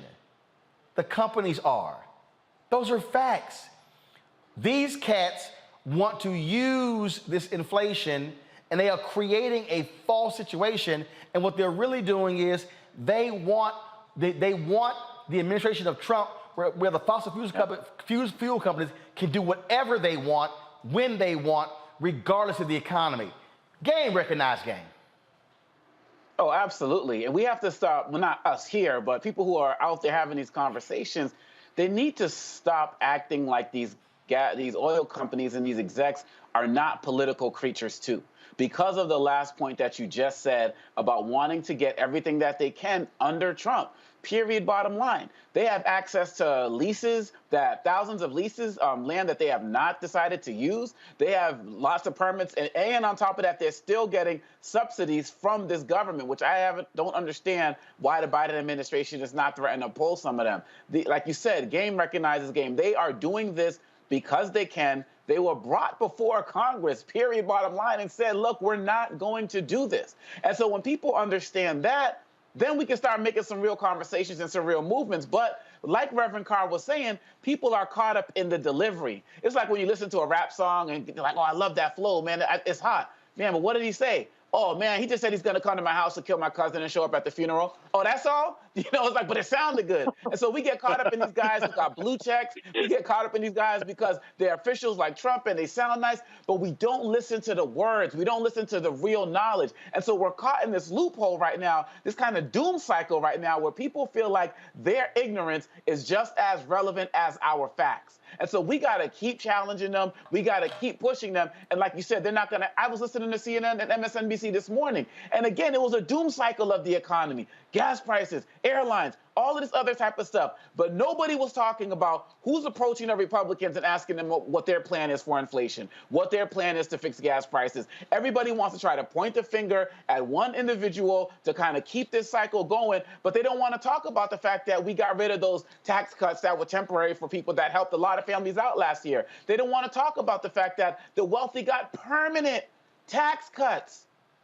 The 1%ers that they got the hookup, the real hookup. So as long as we continue to ignore the messages of the Reverend Barbers of the world, the faces that he is moving are putting forward, and we get caught up in these ignorant folks who have a vested interest. Look, these oil companies, they must be sponsoring CNN. They must be sponsoring some of these MSNBC and some of these networks because they're not being targeted in the way that they need to as well. Maybe it's an advertising thing. But at the end of the day, when you come out with these facts, I can't wait for you to put this clip on your website so I can share this because you just went that HBCU professor route, man. You did your thing. You turned it over to Spriggs and whatnot. And I know I'm going to be sharing it widely because we need these facts in order to put real pressure where it's supposed to be placed. Indeed. All right, folks, got to go to a break. COVID is still real. We come back, we'll talk about that with our next guest. We'll also give you a recap of the Poor People's Campaign Moral Assembly, which took place on Saturday. NPR had the audacity to initially report there were only 2,000 to 3,000 people there. I'm sorry, were y'all at the same march we were at? Because, I mean, again, I ain't an economist, but if the SEIU brought 70 buses, and there are 50 people on each bus, and the Poor People Campaign brought 250 buses times 50, I think that's more than 2,000 to 3,000. But hey, I wasn't no math major. But I damn sure can count people. You're watching Roland Martin Unfiltered on the Black Star Network. Love our new Alexa. It's a Buick. Yeah, Alexa. Buick. Alexa. It's a Buick. It's an Alexa. It's a Buick. It's an Alexa. Coach, that's a Buick. That's an Alexa. The Buick Enclave with available Alexa built-in. I'm Deborah Owens, America's Wealth Coach, and it's time to get wealthy. This economy is going topsy-turvy. What does this mean for recent graduates from college? We're talking with Lonnie Brown, author of From Campus to Career. One of the first things that a graduate can do that serves them well is learning how to tell their story. That's right here on Get Wealthy, only on Black Star Network. How about sushi? I just had sushi for lunch yesterday. How about tacos? Automatic emergency braking, one of 6 advanced safety features standard on every 2022 Chevy Equinox. Find new technology. Find new roads. Chevrolet. June is Black Music Appreciation Month. Today, we are highlighting jazz. Jazz has heavy roots in New Orleans' Congo Square. It was significantly nourished by the African American community, becoming a broader, more dynamic genre as more communities and ethnic groups poured into it.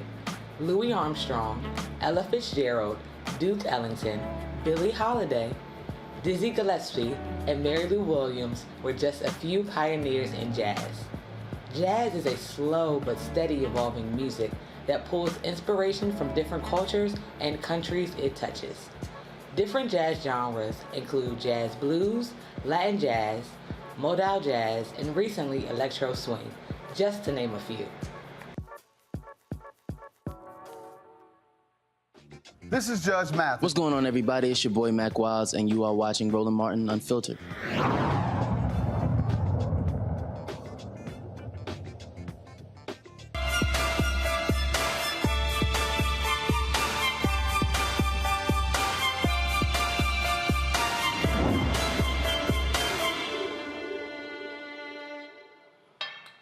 Folks, 86 million cases of COVID in America, more than 1 million dead, yet only 67% of the eligible U.S. population is vaccinated. Now, that's just the first two. We ain't talking about the boosters.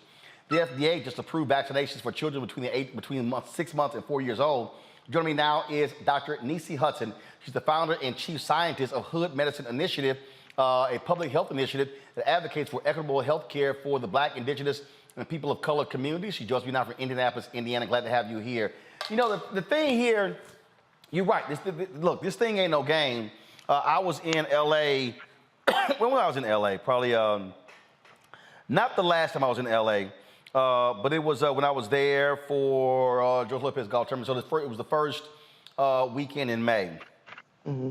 And it was a trip because while I was there, I got this alert on my phone. I had never gotten this before.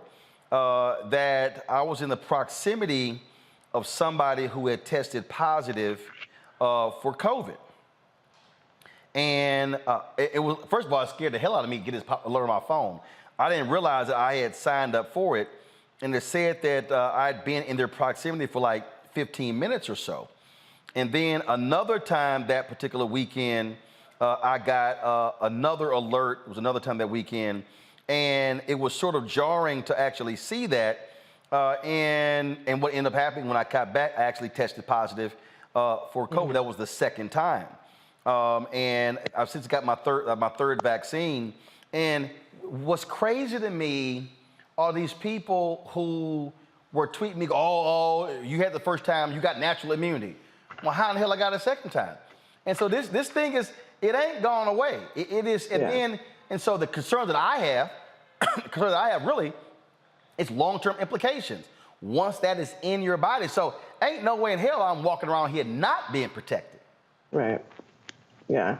It's unfortunate because I think there's been a lot of misinformation, and obviously we haven't had a consistent, effective line of messaging from the top down since we began the pandemic so that people have a true understanding of their risk and also of the choices that they can make to keep their families safe. Because when it comes to natural immunity, that's just not enough. It waxes and wanes over time, and it's variable from person to person. That's why vaccines are so important in eradicating viruses, because it's consistent dosage, it's consistent response that we've measured with clinical trials to show that it gives effective antibody protection over time.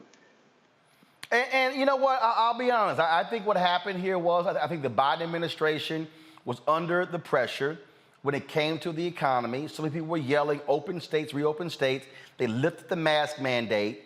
And then people like Dr. Ebony Hilton and others were yelling, yo, don't do this because you're going to lead to people, oh, I guess everything is fine. And so then when the federal judge, the Trump federal judge ruled the mandate on airplanes, folks just lost their minds and people look at you crazy. I don't give a damn. I have flown a lot. I'll be back on a plane on Wednesday to Atlanta.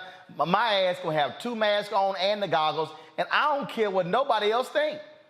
Always. I roll with 2 masks like 2 chains everywhere I go. I don't understand people who've taken their mask off because ultimately what the pandemic has taught us more than anything is that people spit in each other's face all day long. And if that's what you want, fine. But just because it's okay to go eat a quesadilla with everybody spitting on you at the Applebee's doesn't mean you should do it. I mean, the way that this virus is spread, and by the way that monkeypox also spreads is through respiratory droplets. And so it's more important than ever right now for you to keep that mask on because our vaccines are behind. The virus is ahead. It continues to mutate because you all give it so many willing, open mouth hosts to mutate in and day out. So it has every evolutionary advantage to adapt to human species, to become better and more adept at making us sick and allowing it to be transmitted to more people more rapidly. And the more that we go out without our masks, the more we're helping it. This is a battle of the species. This isn't Republicans and Democrats and what Biden did and what Trump did. This is human versus virus, and the virus is winning. And look, I mean, it did scare me, but when I got this notification here, let me see if I can pull it up here. I would tell anybody, and to be honest with you, Doc, I don't even know how in the hell I signed up for this, but I would tell anybody, sign up for this. Because literally, so what this said is the exposure notification system on your cell phone constantly scans and exchanges random tokens with the phones of people you are near to for 15 minutes or more. One of those people is tested positive for COVID-19. Based on the strength and duration of the signals between the 2 phones, DC Health believes it is likely you were in close contact with this person and you may have been exposed. And then it lays out here, you know, all the information.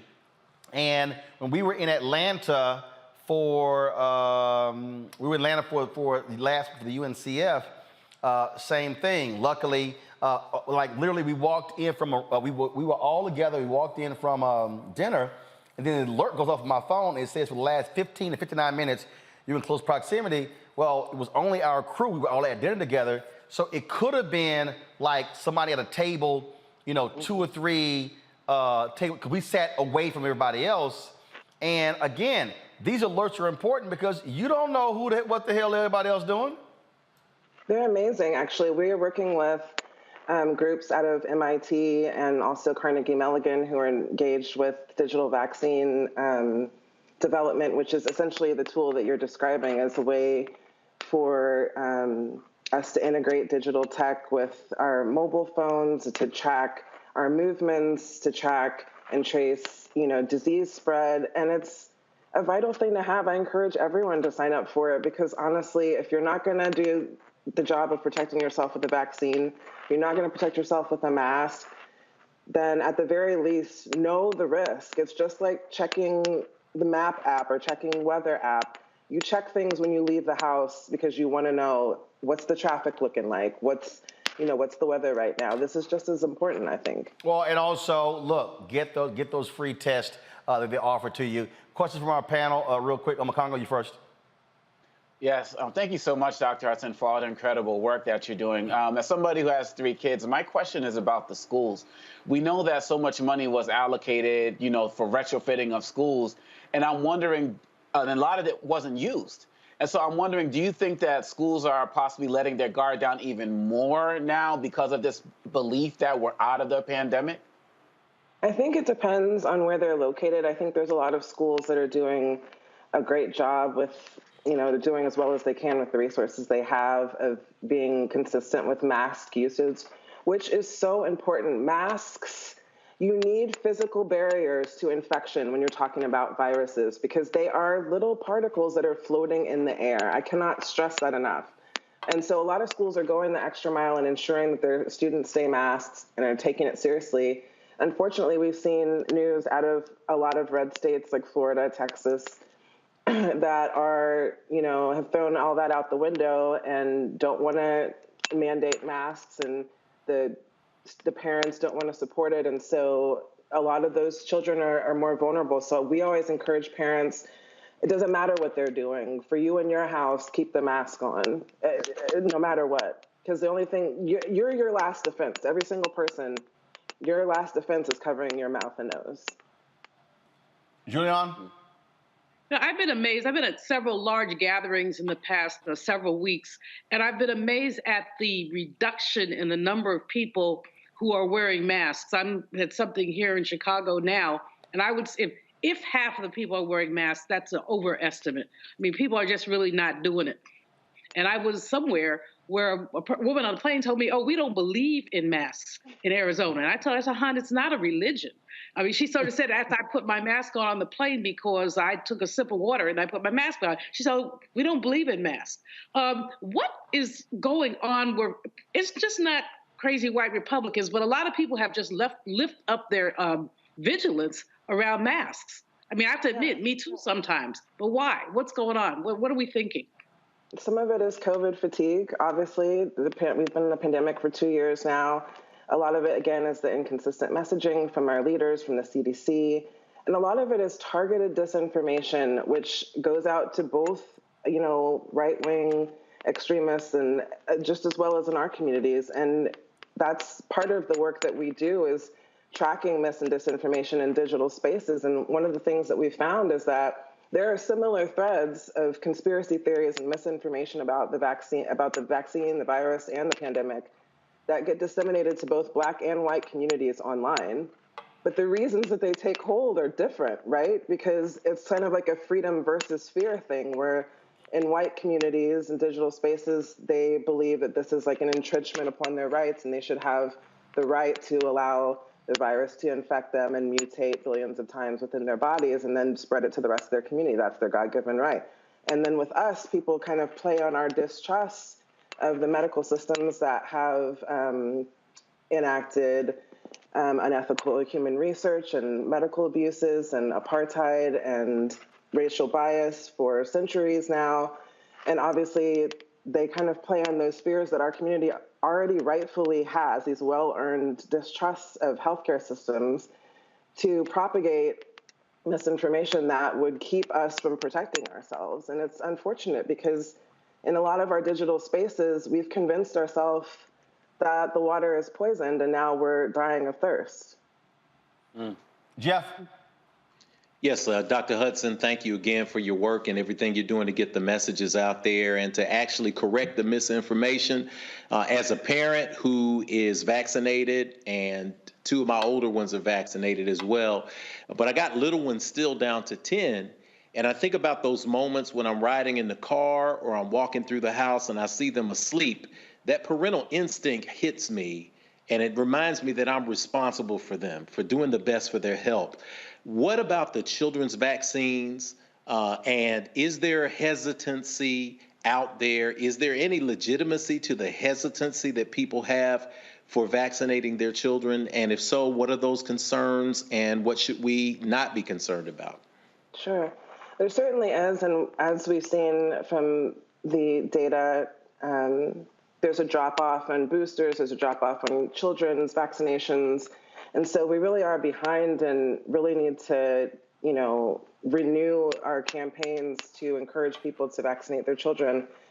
And just remind parents that we all have shot records. You know, your children already have a shot record. They've been getting immunized since they were born.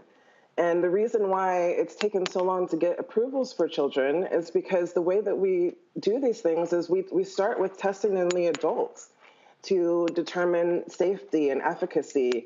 And the kids go last because they're the most vulnerable group. That's why we're just now getting around to the infants.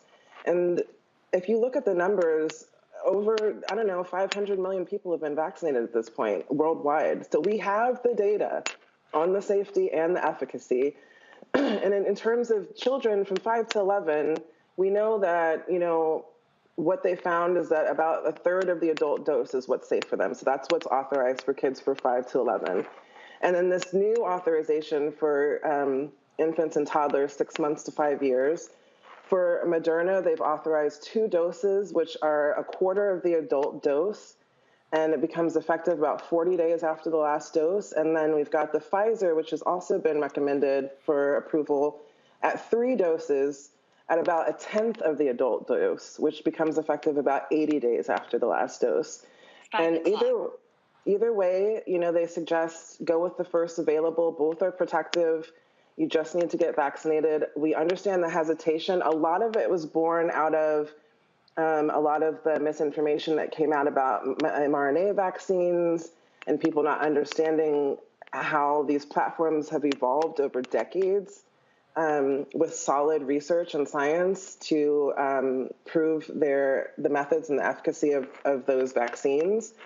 And I think right now, we're considering some other protein-based vaccines like Novavax, which I hope might be promising in terms of getting more people vaccinated whose only hesitation was the mRNA vaccines and how new they were.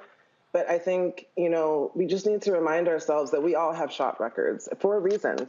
You know what I mean? There's a reason why nobody has polio anymore. There's a reason why there's no plague anymore. There's a reason why people don't have measles, mumps, and rubella anymore. It's because of vaccines.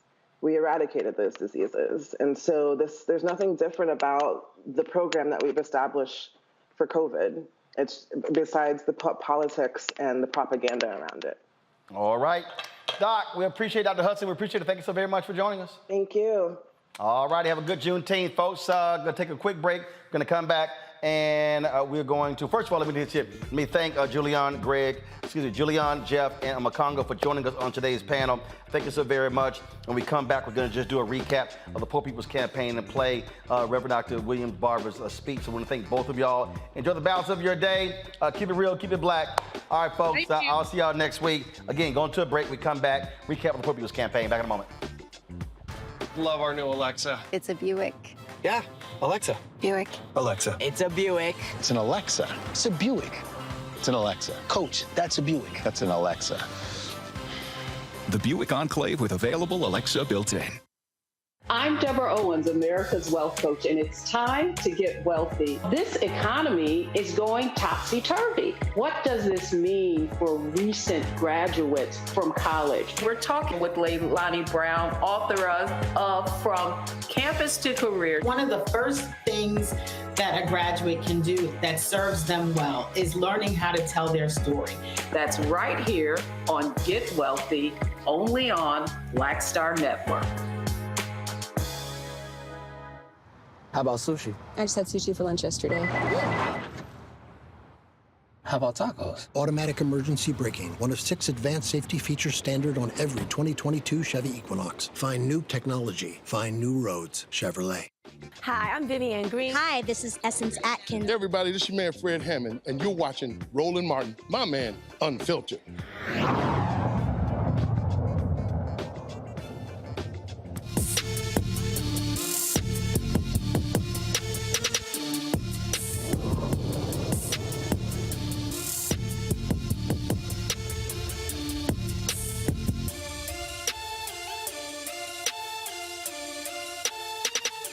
Saturday, we were on hand for the 6-hour broadcast of the Poor People's Campaign Moral Assembly in the nation's capital.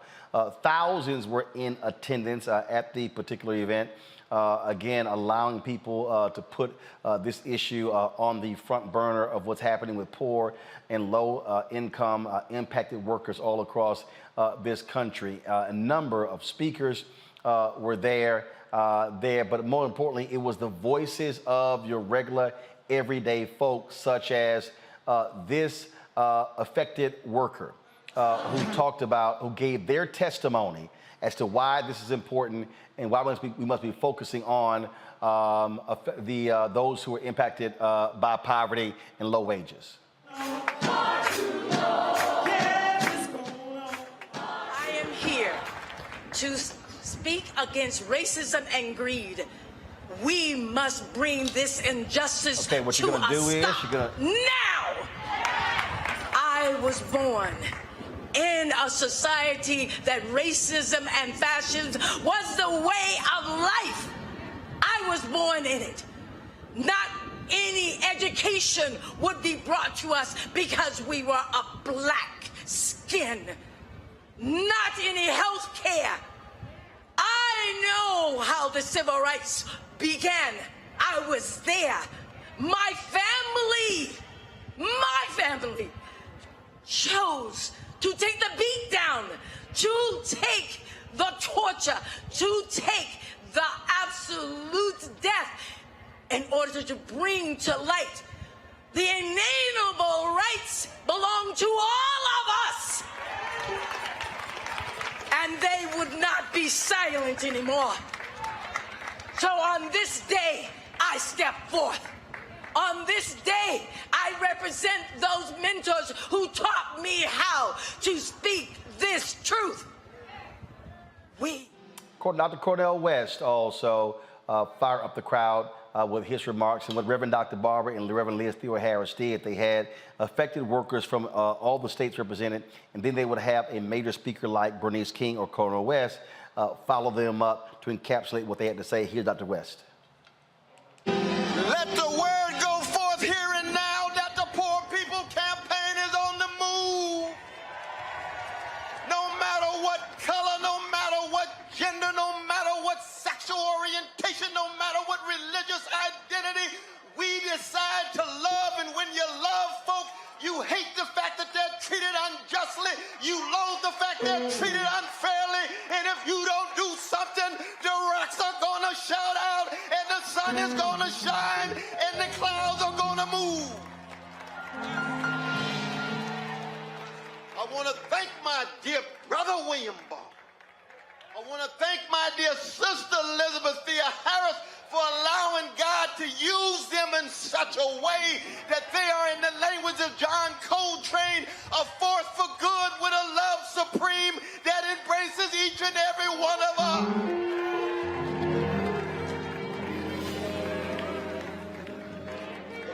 And when you hear these voices, and I come from a people, a great people, of black people, who in the face of 400 years of chronic hatred keep dishing out love warriors every generation.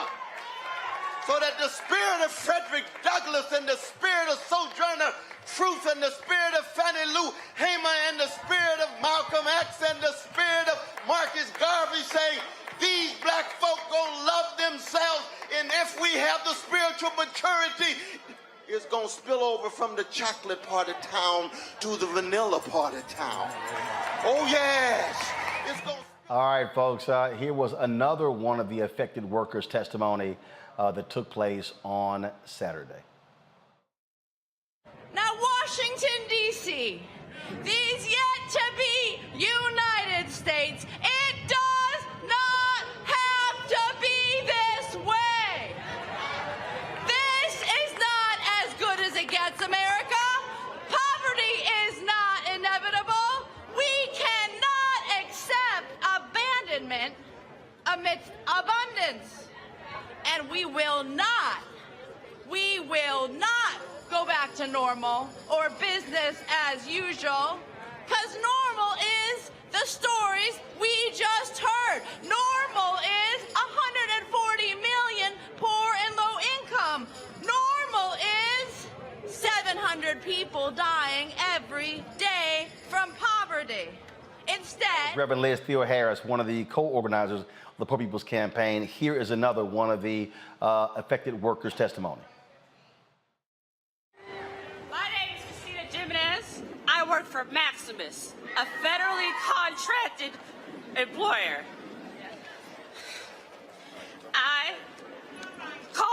I am with Medicare.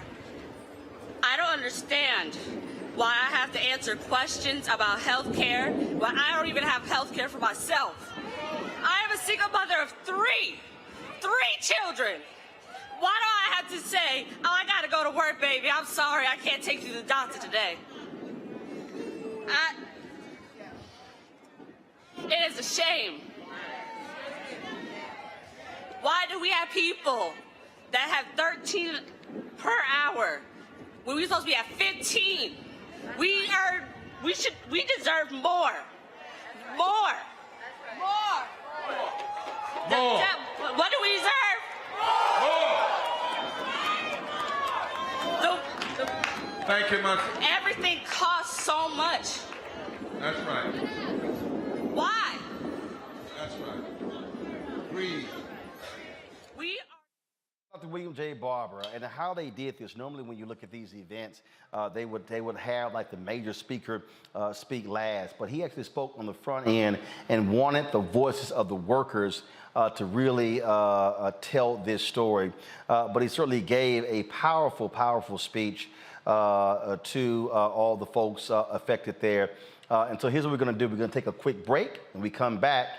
The next voice you hear is Reverend Dr. William J. Barber from Saturday's Poor People's Campaign Moral Assembly 2022. You're watching Roland Martin Unfiltered on the Black Star Network. Please support what we do. Download the Black Star Network app, Apple phone, Apple TV, Android TV, Roku, Amazon Fire TV, Xbox One, Samsung Smart TV. And of course, your dollars make it possible to do what we do, y'all. It is so vital. And that is, of course, please support us by sending your checks and money orders to P.O. Box 57196, Washington, D.C. 20037-0196. Cash App is $RM Unfiltered. PayPal is R Martin Unfiltered. Venmo is RM Unfiltered. Zelle is Roland at RolandSMartin.com. Roland at RolandMartinUnfiltered.com. We'll be right back. iPhone 13 on us for every customer. Current, new, everyone. To show the love. How about sushi? I just had sushi for lunch yesterday. How about tacos? Automatic emergency braking, one of 6 advanced safety features standard on every 2022 Chevy Equinox. Find new technology. Find new roads. Chevrolet. Next on the Black Table with me, Greg Carr. A very different take on Juneteenth with the one and only Dr. Sunyata Ahmed. We'll explore the amazing foods, remedies, and rituals that are a part of our history and the Juneteenth holiday. So it's our responsibility to return the healthier version to our folks instead of just the red liqueurs marketed to us, the red sodas and the other things. I mean, why does the Kool-Aid man have to sound like Louis Armstrong? He's like, oh yeah! Yeah, right. An enlightening and tasty hour of the Black Table, only on the Black Star Network. Love our new Alexa. It's a Buick. Yeah, Alexa. Buick. Alexa. It's a Buick. It's an Alexa. It's a Buick. It's an Alexa. Coach, that's a Buick. That's an Alexa. The Buick Enclave with available Alexa built-in. I'm Deborah Owens, America's Wealth Coach, and it's time to get wealthy. This economy is going topsy-turvy. What does this mean for recent graduates from college? We're talking with Leilani Brown, author of From Campus to Career. One of the first things that a graduate can do that serves them well is learning how to tell their story. That's right here on Get Wealthy, only on Black Star Network.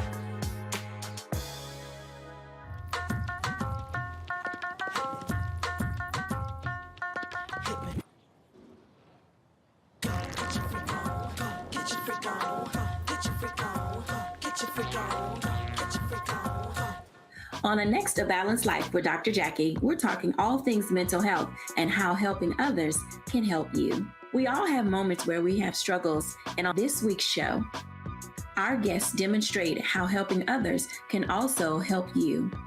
Why you should never stop giving and serving others on a next A Balanced Life here on Black Star Network. Hi, I'm Anthony Brown from Anthony Brown and Group Therapy. Hi, I'm BB Winans. Hey, I'm Donnie Simpson. What's up? I'm Lance Gross, and you're watching Roland Martin Unfiltered.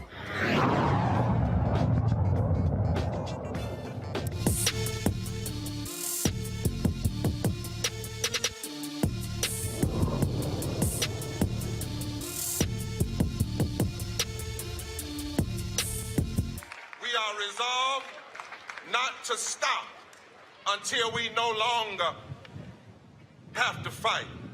We are resolved not to stop until we no longer have breath to breathe or strength to give. We are the Poor People's Campaign, a national call for moral revival. And together with our allies, we won't be silent anymore.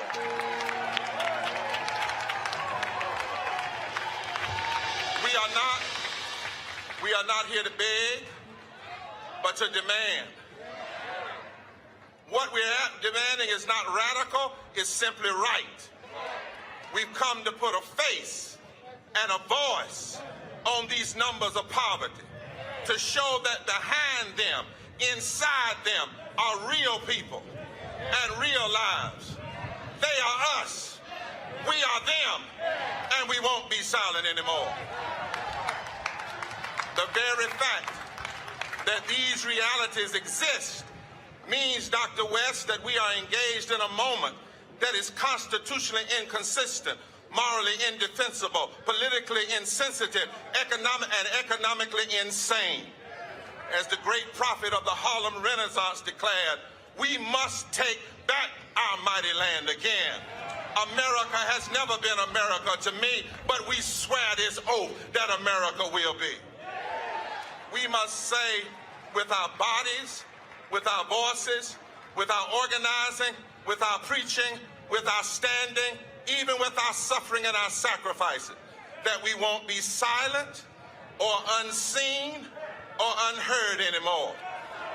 As long as there are 140 million poor and low-wealth people in this country, and we know it doesn't have to be this way, we won't be silent anymore.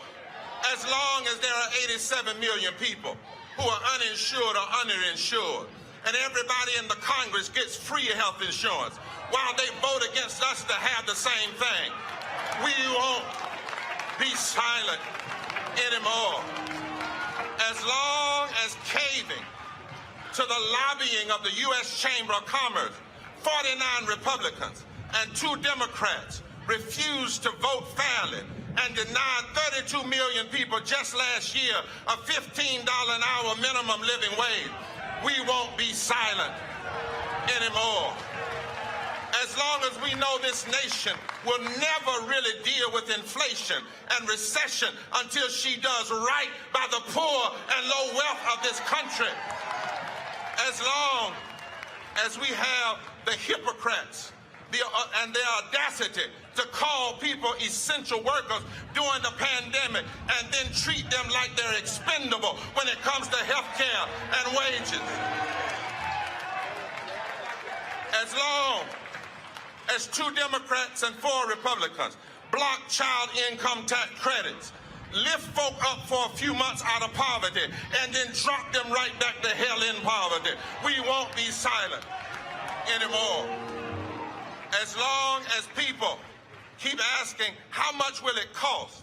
Rather than ask the real cost question, how much does it cost for things to stay like they are? As long as there are the lies of scarcity and the lies we don't know what to do, as long as we have the stealing of native lands and unjust immigration, as long as your health and your income can be determined by who you love, as long as people go to bed hungry, as long as millions of our neighbors are homeless or facing homelessness, as long as 4 million people can get up every morning and buy unleaded gas and can't buy unleaded water, as long as our military spends twice as much as Iran, Iraq, Russia and North Korea combined. And we know that just 10% of that bloated military budget could provide health care and public education. We won't be silent anymore. As long as 55 million people are facing voter suppression, let us be clear, we are not simply here for a day.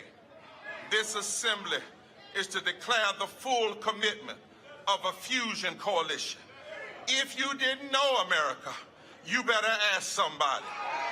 We are black, we are brown, we are native, we are Latino, we are Asian, we're young, we're old, we're gay, we're straight, we're trans, we're independent, we're from California to the Carolinas, from Massachusetts to Mississippi, from Georgia to the Great Lakes, from the Apache lands to Alabama to Appalachia, from Montana to Missouri, from Alaska to Arkansas, and we ain't going nowhere.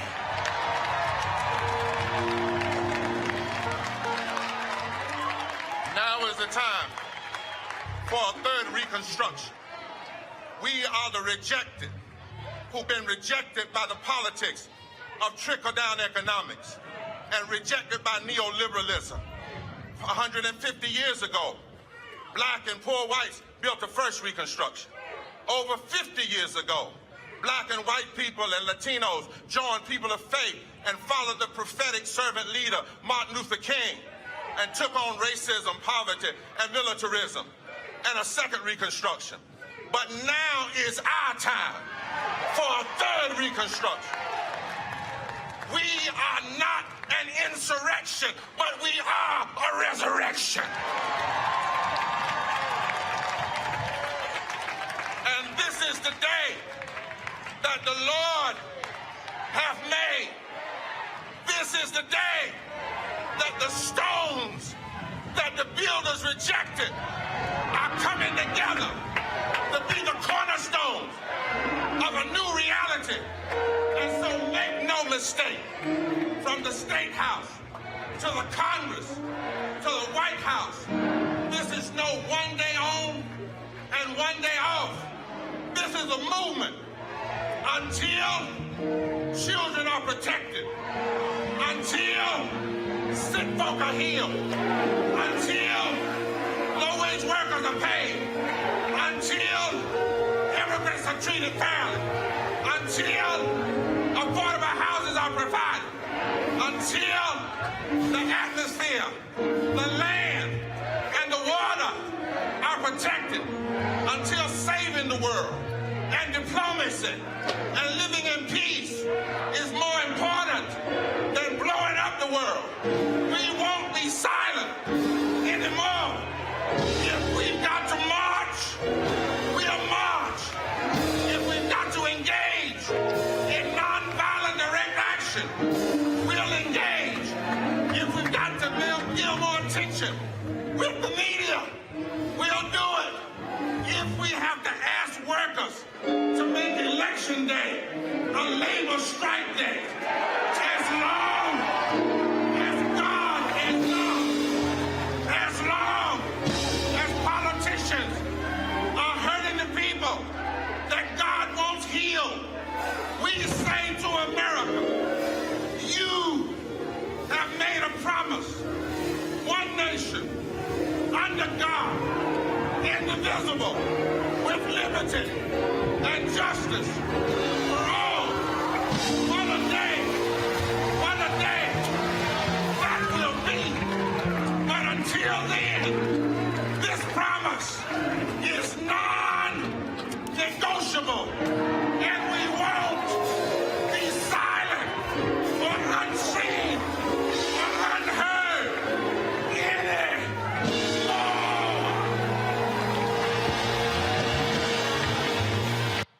Powerful speech. If you missed it, folks, you can simply go to the Black Star Network app or YouTube channel, see our full coverage. You can also see the full speech of Reverend Dr. William J. Barber. I want to thank him, Reverend Liz Theo Harris, and the Poor People's Campaign for having us there, for having us as media partners.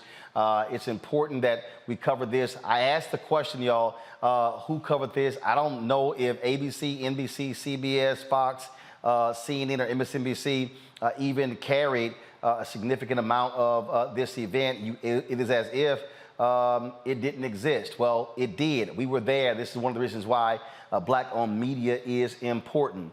YouTube folks, y'all need to hit that like button. Okay, we should be at 1,000 likes by now. We had 505 in the first 50 minutes. We should not be sitting here at 978. But I want everybody to understand, now you understand why we do what we do. Now you understand on Juneteenth why we are here to speak truth and to cover these stories, because we are not interested in waiting for somebody else to tell our story. That's why we at the Black Star Network do what we do. We're working on some great things. We've, of course, got Faraji Muhammad, Greg Carr, Jackie Hood Martin, as well as Deborah Owens shows. We were shooting intros and raps for another show that we're launching. Plus, we got Roland with Roland. I've got another great announcement that I can't wait to make about another show. And so we may very well soon have 7 shows on the Black Star Network. We're moving forward right now, folks, doing interviews with various companies, launch our 24-hour streaming channel later this year. I really hope to have that launched by the 3rd quarter or the 4th quarter. And so all of these things are happening. And again, independent. We're not sitting here hoping somebody else calls us. We would love to partner with other Black-owned media companies, but if they don't want to partner, that's fine with us. We're just going to keep doing what we do. We are preparing right now, of course, for our coverage at Essence Festival next week. We're going to have some amazing things from Essence and the folks. We're bringing the entire team. I'm having 18 people down there in New Orleans with our coverage. And so some great things are happening. Some great things are going on here. And so we want y'all to support us in what we do. So please, we're at, Keenan sent me the number, y'all. When it comes to downloads of the Black Star Network app, we're at 40,502. We need to be at 50,000, y'all. My target goal was to be at 100,000 by December 31st. And so we need y'all to download the Black Star Network app right now. Apple phone, Android phone, Apple TV, Android TV, Roku, Amazon Fire TV, Xbox One, Samsung Smart TV. And I'm telling y'all, when I talk about your donations matter, since we launched this show, 23,118 people are members or donors to our Bring the Funk fan club. And so please, our goal is to get each member person, goal is to get 20,000 people on an annual basis to contribute $50 each. That's $1 million. That's $4.19 a month, 13 cents a day. And so, look, some have given less, some have given more, and we appreciate every dollar that you actually give, and we appreciate it, trust me, in a significant way. I can't tell you how, and so it's so we appreciate all that you do, and it's always great when we travel out to see the fans do what they do to support us in what we do. And I got to do this real quick. I was going through the airport let me see if I can get this on. Y'all, this sister here, I was in the airport on Friday, and I was coming back to DC. My flight had been canceled to go to speak at University of Michigan, and I ran to this sister here. She was in a wheelchair. She was being wheeled around, and we took a photo.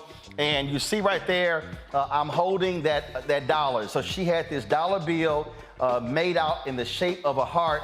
And it was so funny. She gave me her email and it said, Obama Mama. That was her email. It was hilarious. And she said, this is all I have. This is all I have.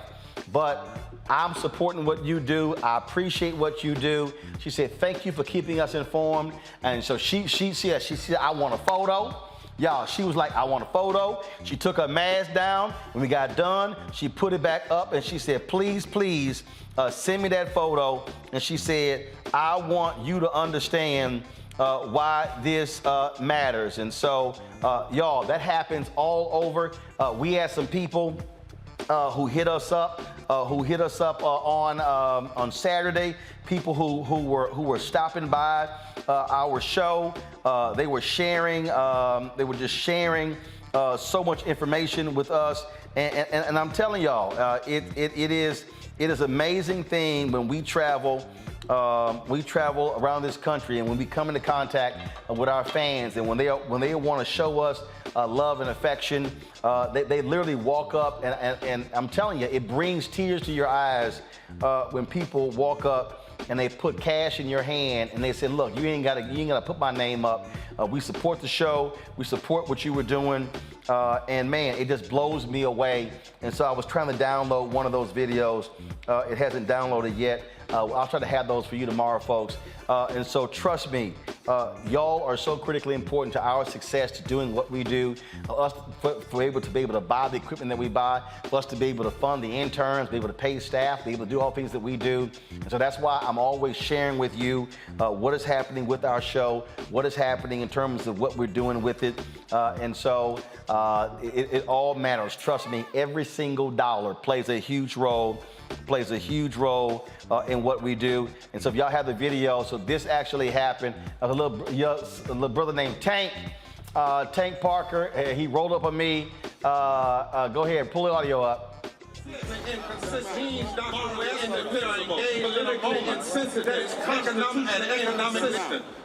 So we were at there Saturday, and he came up. His mom said, "We got our donation. If Tank gives Roland this, can he get a picture? Of course. I don't charge for pictures." And I posted on Instagram the photo with him, his young brother named Tank Parker. And so we appreciate that. And so again, y'all, I'm telling you, thank you so very much for doing what you do, and we appreciate it, folks. So that's it. So I'm going to see y'all tomorrow right here on Roland Martin Unfiltered on the Black Star Network. Have a fantastic Juneteenth day. Enjoy your family. Keep it real. Keep it black. I'll see y'all tomorrow.